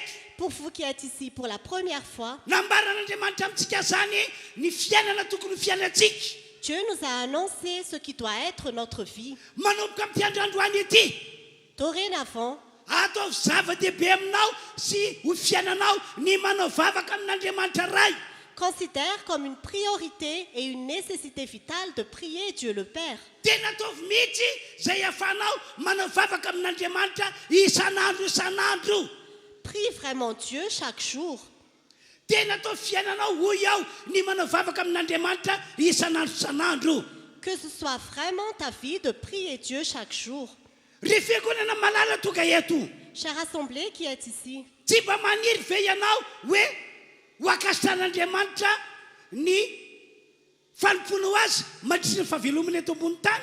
ne désires-tu pas que Dieu a créé ton service pendant ton passage sur terre? Tsy mba maniry ve ianao hoe ahita fombiazana amin'ny lafin-javatra rehetra ianao mandritra ny fahavelomana eto ambony tany. Ne désires-tu pas réussir dans tout ce que tu entreprends pendant ton passage sur terre? Ilay nambarako taminareo teo mantsy a nahita fakasitrana amin'Andriamanitra rainy Jesosy teo amin'ny fampony. Comme je vous l'ai dit tout à l'heure, Jésus a été agréé par Dieu pendant son service Dia nahita fombiazana eko izy et il a aussi réussi. satria nahoana? Pourquoi? Satria le fiainany tena akasitran'Andriamanitra rainy no niainany nandritra ny fahavelomana teto ambony tany. Parce qu'il a vécu une vie que Dieu son Père a créée vraiment pendant qu'il était sur terre. Tsy izany mantsy fa tena nataony Jesosy ho manan-danja ho zava-dehibe teo amin'ny fiainany ny manokana fotoana anaovana vavaka isan'andro tamin'Andriamanitra rainy. Parce que Jésus a considéré comme une nécessité vitale et une priorité de prier Dieu son Père pendant son passage sur terre. Antoky amaky tenin'Andriamanitra isika arak'izay voalaza amin'ny Jona voalohany toko faharoa andininy fadimy sy faheniny. Lisons la parole de Dieu dans 1 Jean chapitre 2 versets 5 et 6. Eo amin'ny andininy fadimy aloha no vakina amin'ny anaran'i Jesosy. Nous allons lire au nom de Jésus le verset 5. Eno tsara zao teny zao. Fa na iza no mitandrina ny teniny dia tanteraka ho aminy marina tokoa ny fitiavana an'Andriamanitra. Zany no ahafantarantsika fa ao aminy isika. Mais l'amour de Dieu est vraiment parfait en celui qui garde sa parole. C'est à cela que nous reconnaissons que nous sommes en lui. Araka io teny no vakina io. Selon cette parole que nous avons lue, Zay rehetra hitan'Andriamanitra avy any ambony fa mitandrina ny tenin'Andriamanitra makatony tenin'Andriamanitra.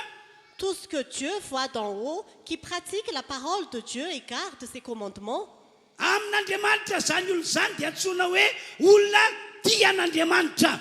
selon Dieu, ces personnes-là sont des personnes qui aiment Dieu. Raha ohatra ka makatoa an'Andriamanitra sy ny teny tokoa isika Si nous obéissons à Dieu et à sa parole, dia soratan'Andriamanitra ao boky fiainana fa ianao dia olona tia an'Andriamanitra. Dieu va écrire dans le livre de vie que tu es quelqu'un qui aime Dieu. Manamafy azany teny zany ilay nambaran'i Jesosy ao amin'ny Jona toko fadimy ambin'ny folo andininy fafolo. Ce que Jésus a dit dans Jean chapitre 15 verset 10 confirme ces paroles. Ho Jesosy, raha mitandrina ny didiko ianareo ka hitoetra amin'ny dia hitoetra fitiavako tahaka ny tandremako ny didiny raiko sy ny hitoerako amin'ny fitiavany. Jésus a dit, si vous gardez mes commandements, vous demeurerez dans mon amour, de même que j'ai gardé les commandements de mon Père et que je demeure dans son amour. Eo amin'ny andininy fadimy ilay nivakiny tamintsika Jona voalohany toko faharoa dia voalaza hoe zay mitandrina ny tenin'Andriamanitra, zay mankatoa ny tenin'Andriamanitra amin'Andriamanitra olona tia azy zany olona zany. Comme il est écrit dans 1 Jean chapitre 2 verset 5, il est écrit que celui qui garde les commandements de Dieu aime vraiment Dieu. Dia ilay voalaza Jesosy Jona toko fadimy ambin'ny folo andininy fahafolo teo zay mankatoa ny teny Jesosy dia manambara hoe tia Jesosy zany olona zany. Et ce qui est écrit dans Jean chapitre 15 verset 10, Jésus a dit que ceux qui gardent les commandements de Dieu, ces personnes-là aiment vraiment Jésus. Ny didiny tompo amintsika rehetra androany dia izao. Le commandement du Seigneur pour nous tous ici aujourd'hui, Ny teny Jesosy amintsika rehetra androany zay ilaina tandremana sy ankatoavana dia izao. ce que Jésus nous dit à tous aujourd'hui et que nous devons obéir, c'est ceci. Raha tena olon'Andriamanitra ianareo Jesosy dia aoka anao ny vavaka amin'andriamanitra ray ho zava-dehibe sy ho fiainana. Si vous êtes vraiment le peuple de Dieu, dit Jésus, considérez vraiment la prière à Dieu le Père comme d'une importance vitale. Dia hoy Jesosy hoe tena olon'andriamanitra tokoa ve ianareo zay manarika ty fotoana ity? Et Jésus demande, est-ce que vous êtes vraiment le peuple de Dieu, vous qui assistez à ça? Raha eny valiteninao dia hoy Jesosy hoe akatoavy ny teniko. Si la réponse est oui, Jésus dit, obéissez à ma parole. Aoka hivavaka amin'andriamanitra ray isan'andro isan'andro ianareo. Priez Dieu le Père chaque jour. Dia aoka ihany koa tsy ho malaina manao vavaka amin'andriamanitra ray ianareo. Et ne vous relâchez pas quand vous priez Dieu le Père. Ataovy tena mahafinaritra anao mihitsy, mahafinaritra fanahinao ny manokana fotoana isan'andro isan'andro manao vavaka. Que ce soit vraiment quelque chose d'agréable pour toi et pour ton esprit de consacrer du temps pour la prière. Taka manokana dia jiroko vavolombelona aminareo. Comme moi, personnellement, je vous rends témoignage. Fa amin'ny maha-olombelona dia tiako be ny matory maraina. Humainement, j'aime bien dormir le matin. Fa mbola tiako mihoatra noho zany akoa ny manokana fotoana mifo maraina mba hivavaka amin'andriamanitra ray. Mais je préfère de bien loin me réveiller le matin pour prier Dieu le Père. Zany no antony mahatonga mifo maraina dia tonga eto aho mandohalika manao vavaka amin'andriamanitra ray. C'est pourquoi je me réveille le matin et j'arrive ici, je me mets à genoux et je prie Dieu le Père. Ary raha ohatra ka tokony mbola atory aho vita ny vavaka dia lasa indray aho mandeha matory. Et si je dois encore dormir, après la prière, je reviens pour dormir. Androany maraina zao dia ohatr'izany mihitsy nataoko. Par exemple, ce matin, c'est ce que j'ai fait. Ny fo maraina aho dia nandohalika ny vavaka teo. Je me suis réveillée le matin et j'ai prié ici. Vita ny vavaka maraina ataoko dia lasa nandeha nody dia natory kely indray. Après la prière du matin, je suis rentrée et je me suis un peu rendormie. Zao zany ny tian'Andriamanitra ho fiainantsika raha tia hita sitraka amin'Andriamanitra sy tia hita fombiazana. Voici la vie que nous devons mener si nous voulons que Dieu nous a créés et nous donne la Ataovy réussite. manandanja amintsika sy ataovy tena fiainana ny manao vavaka amin'Andriamanitra ray isan'andro isan'andro. Considère comme essentiel et comme une nécessité vitale de prier Dieu le Père chaque jour. Any amin'ny toko vavalabe volandeny voalohany dia ho Jesosy Kristy. Dans Luc chapitre 18, verset 1, Jésus-Christ a dit, Mazava be ny teny nataony Jesosy. la parole de Jésus est très claire. Ho Jesosy tsy mety raha tsy mivavaka mandrakariva ilay olona ka tsy reraka. Jésus-Christ a dit, nous devons toujours prier et ne pas se relâcher. Tena tsy mety mihitsy zany hoe olon'Andriamanitra ianao, olona efa vonjena amin'ny fanahinao kanefa tsy manao vavaka mihitsy. Ce n'est pas convenable si tu es un peuple de Dieu, que tu as déjà été sauvé et tu ne pries jamais, Hoe malaina manao vavaka ianao. que tu as la flemme de prier. Ary ny tena mampalelo an'Andriamanitra ny mahitanao avy any an-danitra hoe raisinao hoeta mavesatra taka ny hoe corvée le manao vavaka. Et ce qui est vraiment malheureux pour Dieu, c'est que tu considères comme un fardeau, comme une corvée de prier. Olombelona tahaka antsika nge Jesosy Kristy e. Jésus-Christ était un homme comme nous. Mitafy nofo sy ra izy e. Il était revêtu de sang et Mba de malala chair. reraka izy e. Il était fatigué. Mba fantany akio mazava-dehibe ny matory. Il savait aussi l'importance du sommeil. Kanefa no fahafantarana sitrapon'Andriamanitra Mais parce qu'il savait que c'était la volonté dia de ny Dieu, fo maraina izy mba hanao vavaka amin'Andriamanitra ray. il s'est réveillé le matin pour prier Dieu le Père. Ny aritory na tsy niala izy manao vavaka amin'Andriamanitra ray. Il a veillé toute la nuit pour prier Dieu le Père. Ary le voalaza amin'ny matitoko faefatra aza Andriamanitra ray mihitsy no nitaona azy hoe miala eto anao andao any an-tany efitra fa ho zako toetra ianao any. Et ce qui est écrit dans Matthieu, c'est vraiment Dieu le Père qui a emmené Jésus et l'a emmené dans le désert pour le l'éprouver. Any amin'ny tany efitra zay hitondrako anao ony ray tsy misy sakafo hohanina any. Dans le désert où je t'emmène, dit le Père, il n'y a pas de nourriture, Tsy misy rano sotroinao any. il n'y a pas d'eau pour boire. Dia hoentiko any ianao. Je vais t'emmener là-bas. Sakanako anao tsy hody any an-tanàna hoy Andriamanitra ray. Je t'empêche de revenir dans la ville, dit Dieu le Père, Mba ahafahanao mifandray amiko. pour que tu puisses être en communion avec moi, Mba ahafahako akio mifandray aminao. pour que je puisse aussi être en communion avec toi. Zay mahatonga amin'ny Baiboly niteny hoe nandritry ny efapolo andro efapolo alina dia tany an-tany efitra Jesosy nanao vavaka tamin'ny rainy. C'est pourquoi la Bible dit que pendant 40 jours et 40 nuits, Jésus était dans le désert. lay pour prier andriamanitra raha Dieu. mihitsy no tondra azo amin'izany. C'est vraiment Dieu le Père qui l'a conduit Ka là-bas. hoy aho amintsika rehetra toka eto ataovy zava-dehibe sy fiainana tompoko ny manao vavaka. Et je vous dis à tous qui êtes ici, considérez comme une nécessité vitale de Ataovy tena prier. mahafinaritra ny fanahinao ny manao vavaka. Que ce soit quelque chose de vraiment agréable pour ton esprit de prier. Misy teny zay nataony Paoly apôstôly Tesaloniana voalohany toko fahadimy dia fafito ambin'ny folo. L'apôtre Paul a dit dans 1 Thessaloniciens chapitre 5 verset 17, Mazava ny tenin'ny Paoly hoe mivavay ianareo ka aza mitsahatra. la parole de Paul est claire, priez sans cesse. Raha mbola velona eto ambony tany ity isika olon'Andriamanitra dia tsy maintsy zay mila manao vavaka isanandro isanandro. Tant que nous vivons sur terre, nous qui sommes les hommes et les femmes de Dieu, nous devons prier chaque jour. Dia ao amin'ilay Jaona voalohany toko faharoa fa andininy fahaenina indray zao ny voasoratra. Dans 1 Jean chapitre 2 verset 6, voici ce qui est écrit. Zay milaza fa mitoetra ao aminy izy mitoetra amin'i Jesosy dia tsy maintsy mandeha toy izay nandehanany koa. Celui qui affirme demeurer en Christ doit aussi vivre comme il a lui-même vécu. Ary io teny novakina io Selon cette parole que nous avons lue, zay rehetra olombelona milaza fa efa ao amin'Andriamanitra ray no misy azy.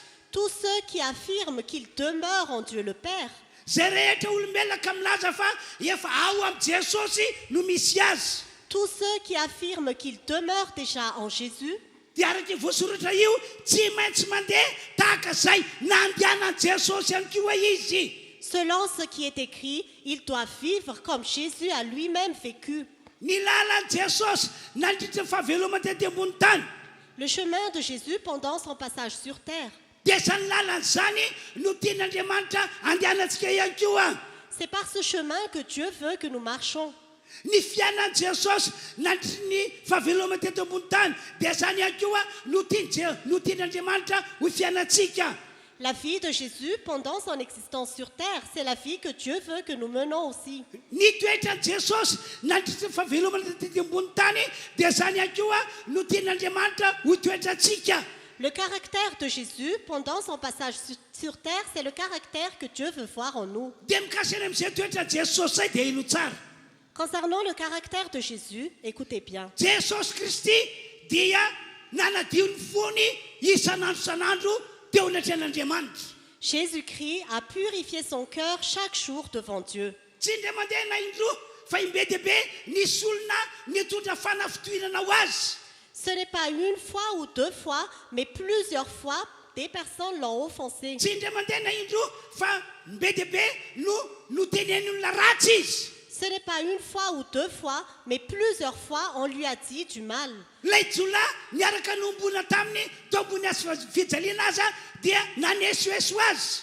Même les brigands qui étaient crucifiés à côté de lui, sur la croix, se sont moqués de lui. Fa nanahoana toetran'i Jesosy tamin'izany Mais quel était le comportement de Jésus no à cette terezy no époque? madio ny fony. Il a gardé son cœur pur. Zay rehetra milaza fa ao amin'Andriamanitra na ao amin'i Jesosy dia tsy maintsy mandeha tahaka izay nandehanany ihany koa. Tous ceux qui affirment demeurer en Dieu ou demeurer en Jésus doivent vivre comme il a lui-même vécu. Ohatra ihany le nambarako taminao teo hoe aoko anina toetra tahaka toetran'i Jesosy anao madio am-pofo. C'est des exemples que je vous ai donnés. Ayez un caractère comme Jésus, ayez le cœur pur. Tsy makahala olona Ne haïssez pas des personnes. na dia anaovan'ny olona teniteny foana azy ianao. Même si les personnes vous disent des grossièretés, Dia zapa manaiky fitampitany devoly ka dia hiteniteny foana tahaka le olona nanisy ratsy anao ianao. ne te laisse pas tromper par le diable et dire aussi des grossièretés comme cette personne qui t'a fait du mal. Zany afatra zany entona amintsika mba tongatsika fiangonana ho tanteraka amin'ny miny famponan'Andriamanitra. Je vous donne ce message pour que l'Église soit parfaite dans le service pour Dieu. Mba tongatsika ananatoka hitsenina Jesosy eny amin'ny ranolanitra ary andova le fiaina mandrakizay. Pour que nous puissions avoir l'assurance de rencontrer Jésus dans les nuées des cieux et Zay d'hériter rehetra la vie milaza fa éternelle. mitoetra amin'Andriamanitra rainy mitoetra amin'ny Jesosy io voasoratra io tsy maintsy mandeha toy izay nandehanany koa. Tous ceux qui affirment qu'ils demeurent en Dieu le Père et en Jésus, comme il est écrit, ils doivent marcher comme Jésus lui-même a marché. Ny tena basy ny fampianarana asan'Andriamanitra entina androany matsy dia mahakasika ny vavaka. La base de l'enseignement que Dieu nous donne aujourd'hui concerne la prière. nanao ny vavaka ho zava-dehibe sy fiainana Jesosy. Jésus a considéré la prière comme très important et comme sa vie. dia hoy teny hoe mandehana tak'izay nandehanany koa ianareo olom-bovotsy eto Androtrakely. Et cette parole nous dit, vivez aussi comme il a vécu, vous tous qui êtes sauvés ici en Junjakil. tena oka andeha tak'izay nandehanany Jesosy arabaky teny isika. Que nous marchons vraiment littéralement comme Jésus a marché. le nambariko tery aloha rehefa nanao vavaka tamin'irainy Jesosy dia nakasitraka ny fanompoana zay nataony Andriamanitra rainy. Comme j'ai dit au début, quand Jésus a prié son Père a agréé son service. rehefa nanao ny vavaka ho zava-dehibe sy fiainana Jesosy dia nataon'Andriamanitra rainy naomby tamin'izay rehetra nataony Jesosy. Quand Jésus a considéré la prière comme d'une grande importance et d'une nécessité vitale, Dieu l'a aidé à réussir dans tout ce qu'il a entrepris. dia hitondra antsika ho amin'izany fahasoavana lehibe zany ny tompon'Andriamanitra amin'izao taona 2024 dia avintsika izao. Le Seigneur Dieu veut nous conduire dans cette grande bénédiction en cette année 2026. raha voarainao zany teny zany ary vonina ny andeha arak'izany ianao andaotsika hiteka sady horokoraka mafy be. Si tu reçois cette parole et que tu es prêt à marcher selon cette parole, acclame très fort. mbola mahakasika Jesosy ihany ity tantaraiko aminareo manaraka ity. Ce que je vais vous raconter ici concerne encore Jésus. araky nefa nambarako tamintsika teo fa nataony Jesosy ho zava-dehibe sy fiainana ny manao vavaka amin'Andriamanitra rainy. Comme je l'ai dit tout à l'heure, Jésus a considéré la prière comme une nécessité vitale. tsy maintsy nanao vavaka tamin'Andriamanitra rainy Jesosy mba ho fanompoana an'Andriamanitra rainy sy ho fiderana an'Andriamanitra rainy. Jésus devait absolument prier Dieu le Père pour servir Dieu son Père et pour l'adorer. Ama-Andriamanitra n'Andriamanitra tompoko En tant que Dieu, dia mila olona manompo azy io Andriamanitra io. Dieu a besoin de personnes qui le servent. mila olona midera azy io Andriamanitra io. Ce Dieu a besoin de personnes qui le louent. zany hoe na misy olana na tsy misy olana dia tsy maintsy manompo an'Andriamanitra amin'ny alalan'ny vavaka ny olon'Andriamanitra rehetra.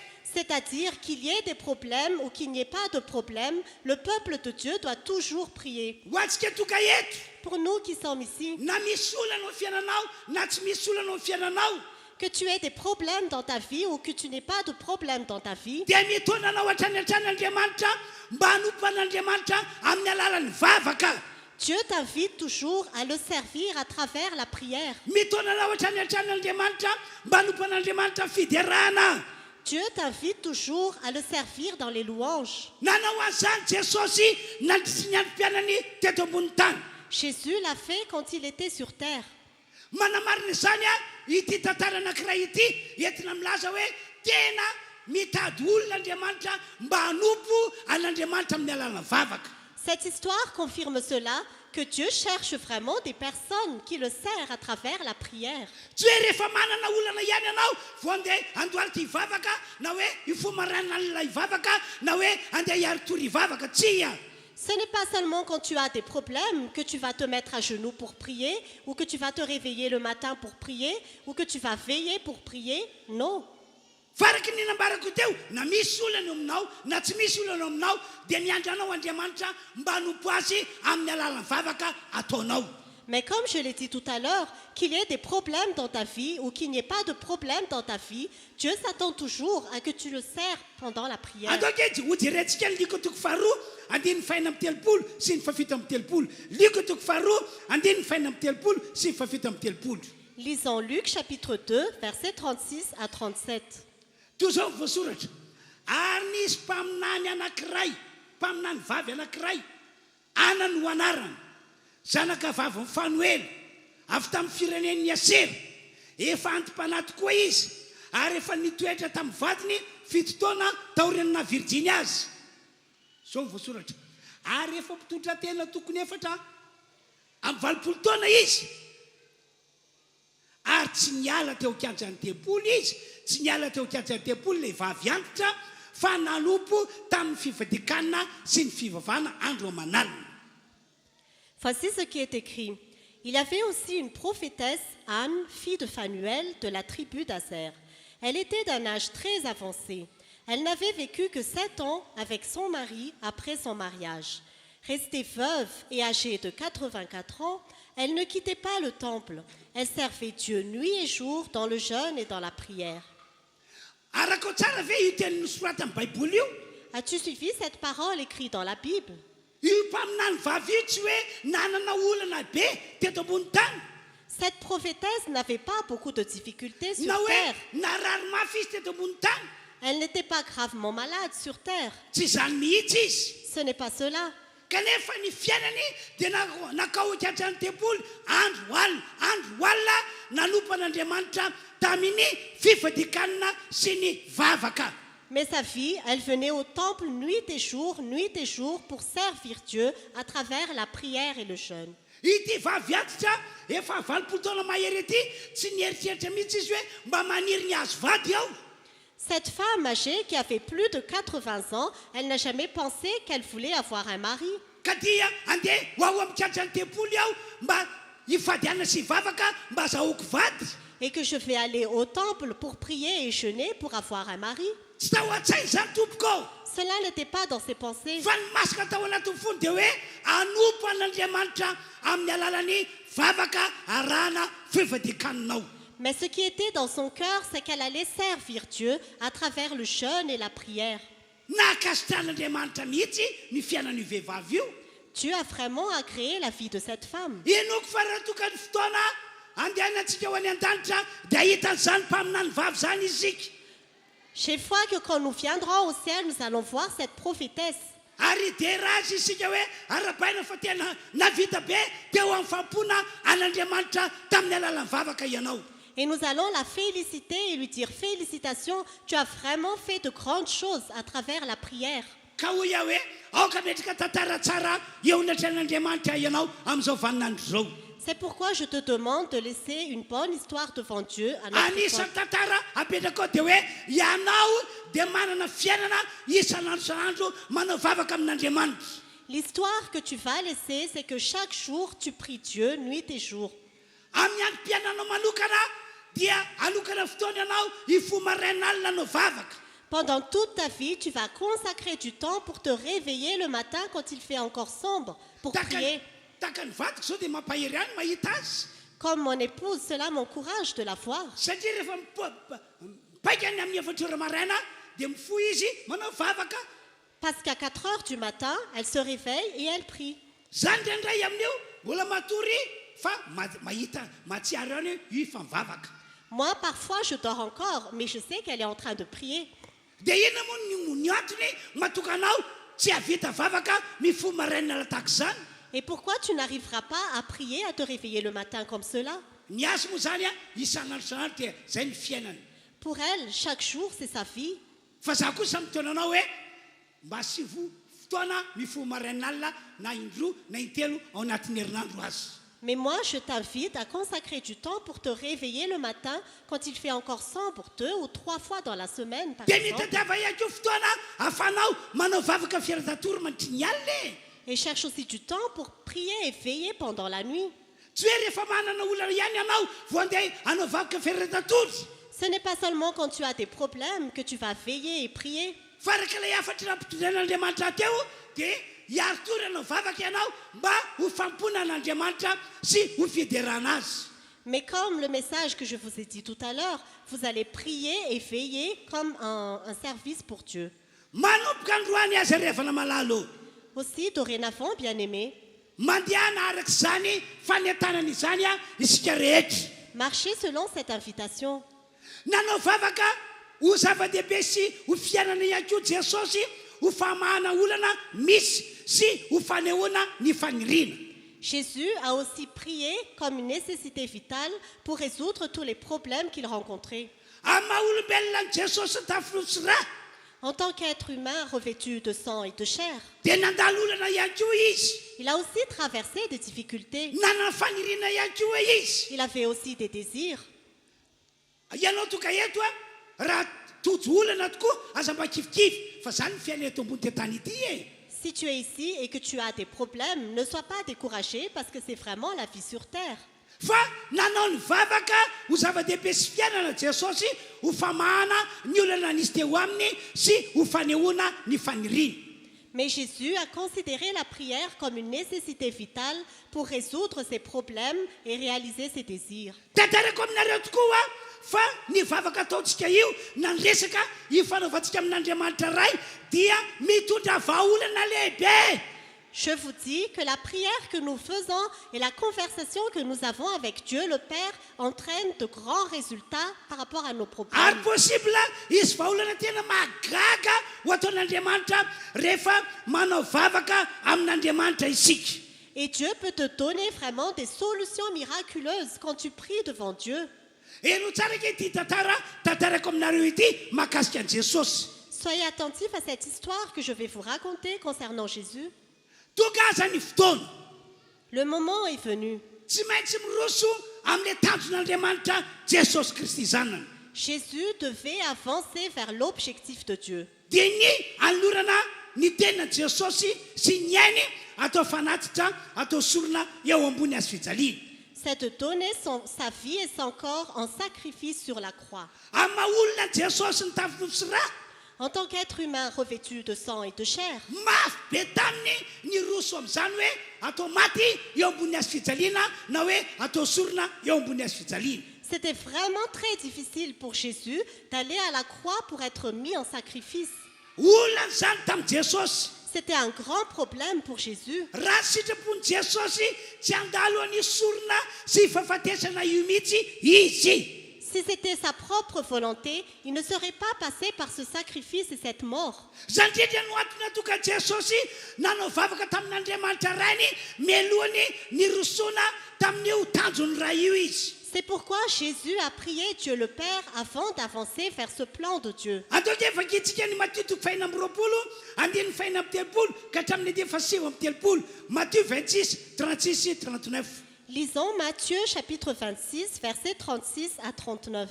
Ary Jesosy mba nimpianany dia tonga tao amin'ny anankiray atao Getsemane. Ary ho Jesosy tamin'ny mpianany mipetra eto aloha ianareo raha mbola makeroa hivavaka ao. Ary nitondra Petera mba misy roa lahy zany Zebedio izy dia nalahelo am-po sy orindrindra satria mafy be le olana tsy maintsy atrehana. Nakaiza izy teo. Dia hoy izy taminy fa dirany lovana loatra ny fanahiko io. Tony fofaty aho mitoera eto ianareo ka miarah miaro tory amiko. Ary nandroso kelikely izy dia nikoka tamin'izay Jesosy ka nivavaka hoe raiko raha zao tao dia aoka isorona amiko ity kapoaka ity nefa aoka tsy sitrapokany eno atao fa ny anao. Là-dessus, Jésus se rendit avec eux dans un endroit appelé Gethsemane et il dit aux disciples, « Asseyez-vous ici pendant que je m'éloignerai pour prier. » Il prit avec lui Pierre et les deux fils de Zébédée et il commença à être saisi de tristesse et d'angoisse. Il leur dit alors, « Mon âme est triste à en mourir.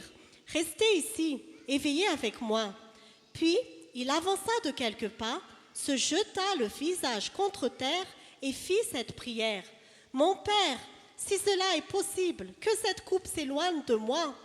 Toutefois, non pas ce que je veux, mais ce que tu veux. » Olana ho azy ho an'i Jesosy ho iaho ny any akeny fa atao sorona sy atao maty eo ambony azy fijaliana. C'était un très grand problème pour Jésus d'accepter d'être sacrifié à la croix. Zany no antony natoka azy nivavaka tamin'Andriamanitra rainy hoe raiko raha zao tao esory amiko ty kapoaka mangidy ity kanefa tsy sitrapokany no atao fa ny anao. C'est pourquoi il a dit à Dieu le Père, « Père, si c'est possible, éloigne cette coupe amère de moi. Toutefois, non pas ma volonté, mais ta volonté. » Chère Église qui est ici, Ho antsika rehetra efa mpivavaka ela be ato pour vous tous qui êtes ici depuis longtemps, na ho anareo zay samba toka eto androany et vous qui êtes venus ici pour la première manana fois, olana ve ianareo toka eto. avez-vous des problèmes, vous qui êtes ici? Manao ahoana ny herin'ny olana misy eo amin'ny fiainanao. Quelle est la force des problèmes dans ta vie? Tsotra vahaolana omeko anao androany. La solution est simple aujourd'hui. Atao zava-dehibe ny manao vavaka ary atao fiainana ihany koa ny manao vavaka. Considère la prière comme une nécessité vitale et une priorité dans la vie. eto eo ny atren'andriamanitra amin'ny alalan'ny vavaka zany olana miajado amin'ny fiainanao zany. Emmène devant Dieu à travers la prière les problèmes que tu affrontes. Ataovy mihitsy zay nataony Jesosy. Fais comme Jésus a fait. Jesosy nakao amin'ny Saint Getsemane. Jésus est allé dans le jardin de Gethsemane. Dia nandohalika ny akohoka tamin'ny rainy izy. Il s'est mis à genoux, il a prosterné, s'est Dia prosterné manapaka devant androany le akio Père. manaova vavaka mandohalika mihitsy ianao. Et dorénavant, fais des prières aussi, mets-toi à genoux Dia eto anatren'andriamanitra le olana misy ao fiainanao. et emmène devant Dieu les problèmes dans ta vie. Fa efa napahana ten'andriamanitra fa na iza olombelona mino azy, mino fisiny, mino ny heriny ka mitondra ny olana eo aminy ho vonjena izany olona zany. Car Dieu a déjà promis que quiconque croit en lui et qui apporte les problèmes devant lui, Dieu va les délivrer. Ry fikolona manaraka ty fotoan-dehibe ity. Chère assemblée qui assistez à ce grand Ho culte, anareo zay manaraka zao fotoana izao. et vous tous qui nous suivez en ligne, Ny vavaka dia fitaovana avy amin'Andriamanitra ho famahana olana. la prière est un instrument qui vient de Dieu pour résoudre les problèmes. Ka ho ia hoe ataovy ny vavaka ho famahanao ny olana misy eo aminao. C'est pourquoi je te dis, fais des prières pour résoudre les problèmes qui sont dans ta vie. Ary manana finoana antsika rehetra toka eto Ayez la foi, vous tous qui êtes ici, fa na olana goavana be io que quelle que soit la gravité na de olana tes kely sy problèmes, bitika io même si c'est un petit dia problème, azon'Andriamanitra vahana rehefa manao vavaka le olon'Andriamanitra. Dieu peut résoudre ce problème quand l'homme ou la femme de Dieu prie. Tsy efa ianinao ve tantaran'ilay lehilahy anankiray atao hoe Jakoba? Est-ce que tu as déjà entendu l'histoire de l'homme appelé Jacob? Tsy vakiko aminareo moa lay voalaza amin'ny baiboly satria lava be le teny. Je ne vais pas vous lire ce passage parce que c'est très long. Fa ao amin'ny Genesis 2:telopolo misy an'izay tantara zay. Cette histoire se trouve dans Genèse chapitre 32. Nanana olana faran'izay goavana be ity lehilahy atao hoe Jakoba ity. Jacob avait un très grand problème. Olana miatra amin'ny fahafatesana no olana misy teo aminy. C'était un problème qui pouvait entraîner la mort. Satria tsy maintsy miala eo amin'ilay tanàna nahazatra azy izy fa mandeha mody any an-tanindrazana. Parce qu'il devait quitter le pays où il avait l'habitude d'être et rentrer chez lui. Any an-tanindrazana anefa misy lehilahy anankiray atao hoe Esau. Et pourtant, dans son pays, il y avait un homme appelé Ésaü. Zokin'lahy zany atao hoe Esau zany. C'est son frère aîné qui s'appelle Ésaü. Ary efa nanomana efa nivoady mihitsy hoe nao viana no mahita an'i Jakoba aho tsy maintsy matiko iny lehilahy iny. Et il a déjà juré que quand je rencontrerai Jacob, je vais le tuer. Voady efa nataony ny an'ny Esau ka tsy maintsy tanterahana. Ésaü a fait ce vœu, il devait l'accomplir. Fantatry Jakoba mihitsy ny teny nalokin'ny vavany ralahany. Jacob connaissait les paroles qui sont sorties de la bouche de son Kanefa frère. zay voalazako zay hoe tsy maintsy mody an-tanindrazana izy. Et pourtant, comme je l'ai dit, il devait rentrer dans son pays. Dia ama olombelona ny olombelona dia tady vahaolana Jakoba. Et humainement, Jacob a cherché des solutions. Nataony ty vahaolana ray ity. Il a cherché une solution. Nataony ty vahaolana manaraka ity. Il a cherché une autre solution. Ama olombelona mety be daholo ireo vahaolana ireo. Humainement, ces deux solutions étaient très bonnes. Kanefa tsy mandry ny say Mais il n'avait pas la conscience tranquille. satria possible tsy mahomby ireo vahaolana ireo. Parce que c'était possible qu'il ne réussirait pas. Zany indrindra no antony toka Jakoba voalaza baiboly hoe nijanona tamin'ny toerana iray izy. Et ce qui est écrit dans la Bible, il s'est arrêté dans un lieu Dia nivavaka tamin'Andriamanitra ray nandrisy alina Jakoba. et il a prié Dieu le Père toute la nuit. Satria eny no fanany fa nivavaka tao amin'Andriamanitra ray ihany no solution tsara indrindra ho azy manoloana ny fahafatesana miandry azy. Parce que son esprit savait que le fait de prier devant Dieu le Père était la meilleure solution devant la mort qui l'attendait. Andriamanitra tsy toy akeo avy any an-danitra dia resy lahatra hoe mety be mihitsy nataonyity lehilahy ity. Dieu Tout-Puissant également, du haut du ciel, il était convaincu que c'était une bonne chose que Jacob Ka a fait. tamin'ny maraindray mbola mangirana mbola tsy mazava be Et dès le matin, quand il faisait encore sombre, dia tonga teo anatrehany Jakoba nirak'Andriamanitra avy any an-danitra. un envoyé de Dieu est arrivé auprès de Jacob. Io zany ny solotenan'Andriamanitra tonga teo anatrehany Jakoba. C'était donc le représentant de Dieu qui était devant Jacob. resy lavitra jakoba tamin'izany fa andriamanitra mihitsy io. Jacob était convaincu que c'était vraiment Dieu. Dia nitazomy jakoba io lehilahy io tamin'ny alalan'ny vavaka. Et Jacob a retenu cet homme par la prière. Dia nitazominy teo foana. Il l'a toujours retenu. Rehefa hitan'ilay anjely, hitan'ilay irak'andriamanitra fa efa mazava ratsy ny andro. Quand l'envoyé de Dieu a vu qu'il commençait à se lever, Dia hoy ilay anjely tamin'ny jakoba. il a dit à Jacob, Avy alao amin'izay andefa efa mazava ny andro. laisse-moi partir car il commence à faire jour. Dia hoy jakoba tamin'ny alalan'ny vavaka nataony tamin'andriamanitra ray.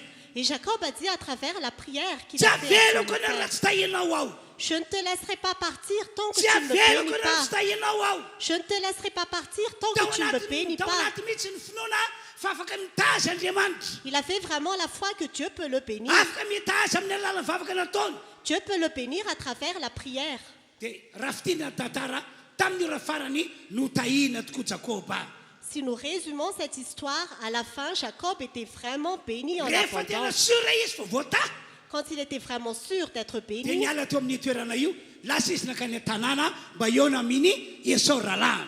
il a quitté ce lieu, il est parti vers son pays pour rencontrer Ésaü, son frère. Omena voninahitra Andriamanitra ry havanao. Que Dieu soit glorifié, bien-aimé, Fa ny zavatra impossible tamin'izany fotoana zany nataon'Andriamanitra possible. car l'impossible est devenu possible. Raha tokony ho izy raha miona izy roa lahy dia mifamono mahafaty. Normalement, à leur rencontre, ils devaient s'entretuer et mourir. Satria Esau tamin'izany fotoana zany efa nitondra miaramila efajato lahy. Parce que Ésaü, en ce temps-là, a déjà emmené 400 officiers. Atao inona ireo miaramila efajato lahy mba handeha hiady amin'ny Jakoba. Pourquoi faire ces officiers? C'est pour se battre contre Jacob. Fa saika dia rain'Andriamanitra ry havana. Mais gloire soit rendue à Dieu. Mamaolana amin'ny alalan'ny vavaka tokoa izy. Il résout vraiment les problèmes à travers la prière. Ka rehefa nifanena izy roa lahy Et quand ils se sont rencontrés, ces deux hommes, dia nifamihana ils se sont attachés, dia samy nitomany. ils ont pleuré Dia izay nivany ny olana. et les problèmes étaient résolus. Dia nivany ny olana. Le problème était résolu. Amin'ny anaran'i Jesosy zay rehetra hanokana fotoana hanaovana vavaka ho famahana olana amin'ny anaran'i Jesosy amaly alan'Andriamanitra ho vonjenana ianao.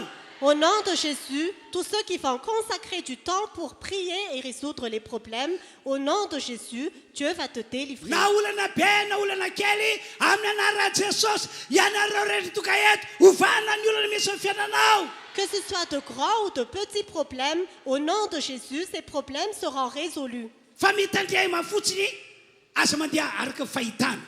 Mais prenez garde, ne marchez pas selon la vue. Filonana no andehanantsika. Marchons par la foi. Zay rehetra no vavaka ho henon'Andriamanitra fa han'ny olana. Tous ceux qui vont prier, Dieu va les écouter et résoudre leurs problèmes. Atao ary tsakatsika amin'izao fotoana izao. Nous allons maintenant nous lever.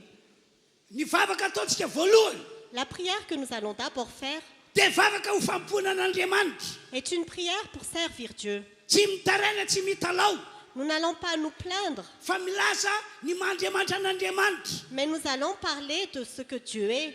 Mitanisa ny heriny sy ny fagagana. Nous allons parler de son miracle et de sa puissance. Aorianan'izay rehefa afa-po amin'ny fampona azy amin'ny alalan'ny vavaka ianao dia hoeto anatr'Andriamanitra ny olana misy aminao. Après cela, quand tu as fini de l'adorer par la prière, emmène ton Fa ilay problème tena devant fotsy lui. teo ho amarin'Andriamanitra aminao. Dieu va confirmer sa parole. Andao ary tonga dia vavaka avy hatrany tsika rehetra. Nous allons maintenant prier. Atsaka ny tananao dia andaonao vavaka tsika rehetra. Lève ta main et nous allons Ny tous mpidera tonga prier. dia maka toerana daholo. Les conducteurs de louanges peuvent rejoindre leur place. Samy mivavaka izy. Nous allons tous prier. Toboy amin'ny alalan'ny vavaka Andriamanitra. Sers Dieu à travers la prière. Tahaka ny nataon'ilay mpaminany vavy no aoka ho ataontsika rehetra. Comme la prophétesse a fait, faisons de même. Avy eo omeko topy ianareo mba samy hitondra ny olana misy ao fiainanareo avy. Je répète encore, emmenez vos problèmes devant Dieu. Toy izy ary ny vavaka ho fampona an'Andriamanitra. Continue à prier pour servir Dieu.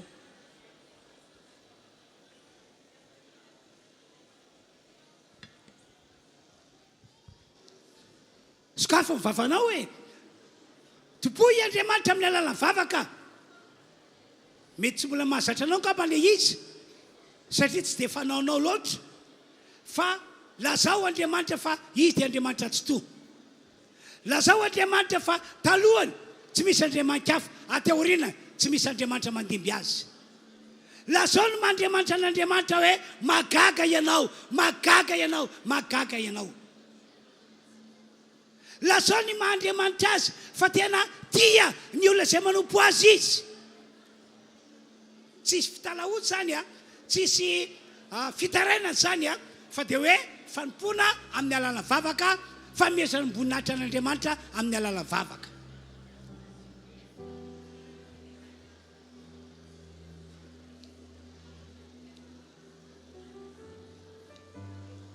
Toizy ny fampona sy ny fiderana an'Andriamanitra amin'ny alala vavaka.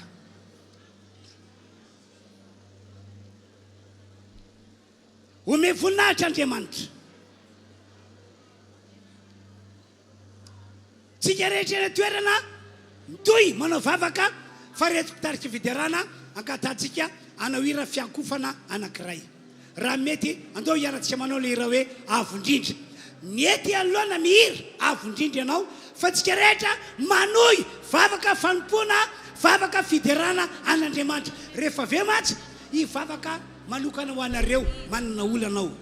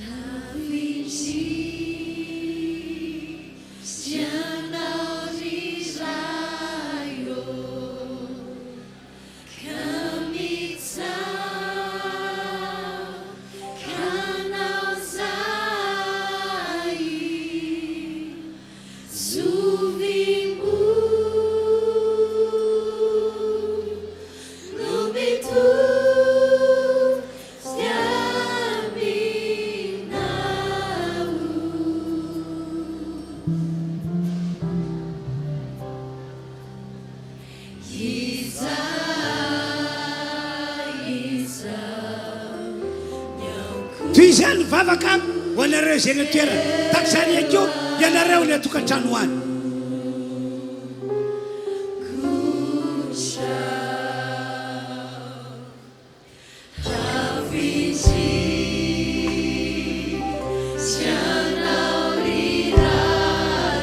Sotra tompo mena voninahitra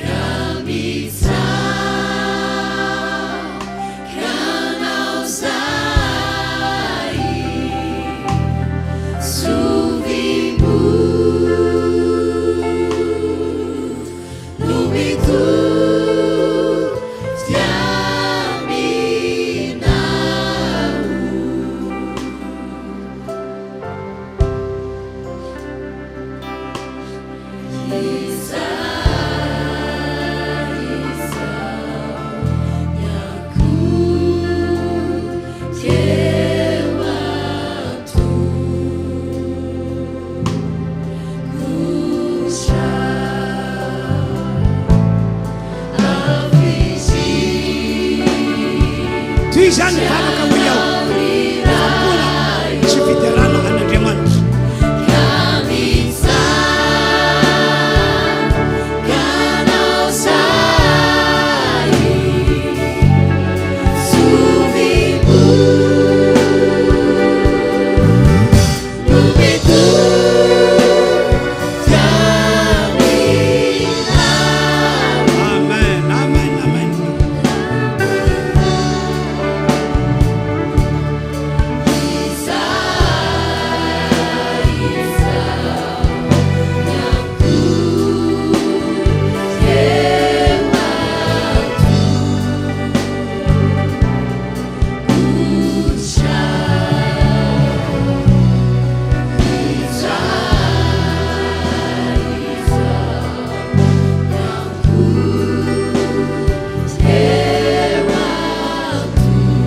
Dia mangina daholitsika rehetra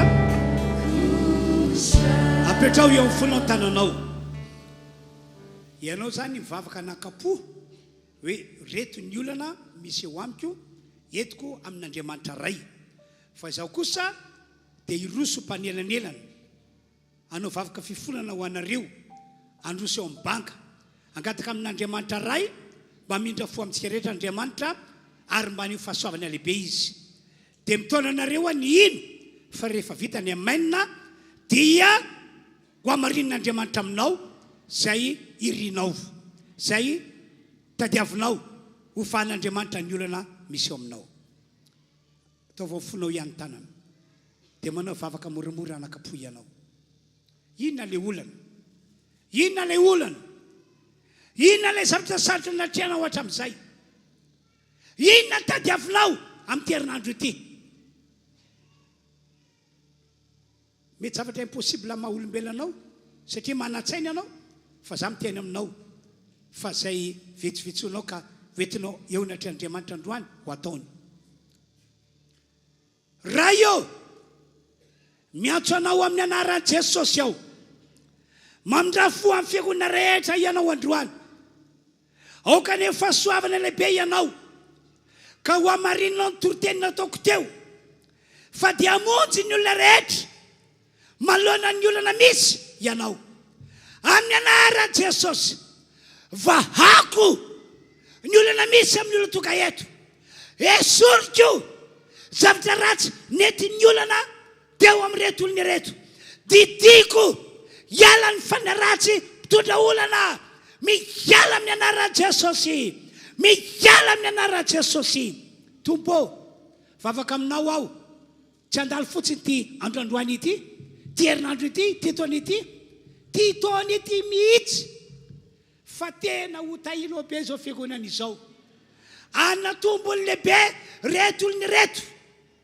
ary zay mbola ho avy amin'ny herinandroany dia mbola ataonao miomana andrefakakana mihoatra noho izay ataonao atoato amin'ny anaran'i Jesosy ho ataonao zany misaotra raiko omena voninahitra ny anao halleloia amen samy makatoerantsika tompoko satria mandeha be moa ny fotoana tokony efa hitra ny fidira manaraka dia eny amafisiko amintsika zany a dia ny amonjentsika fotoana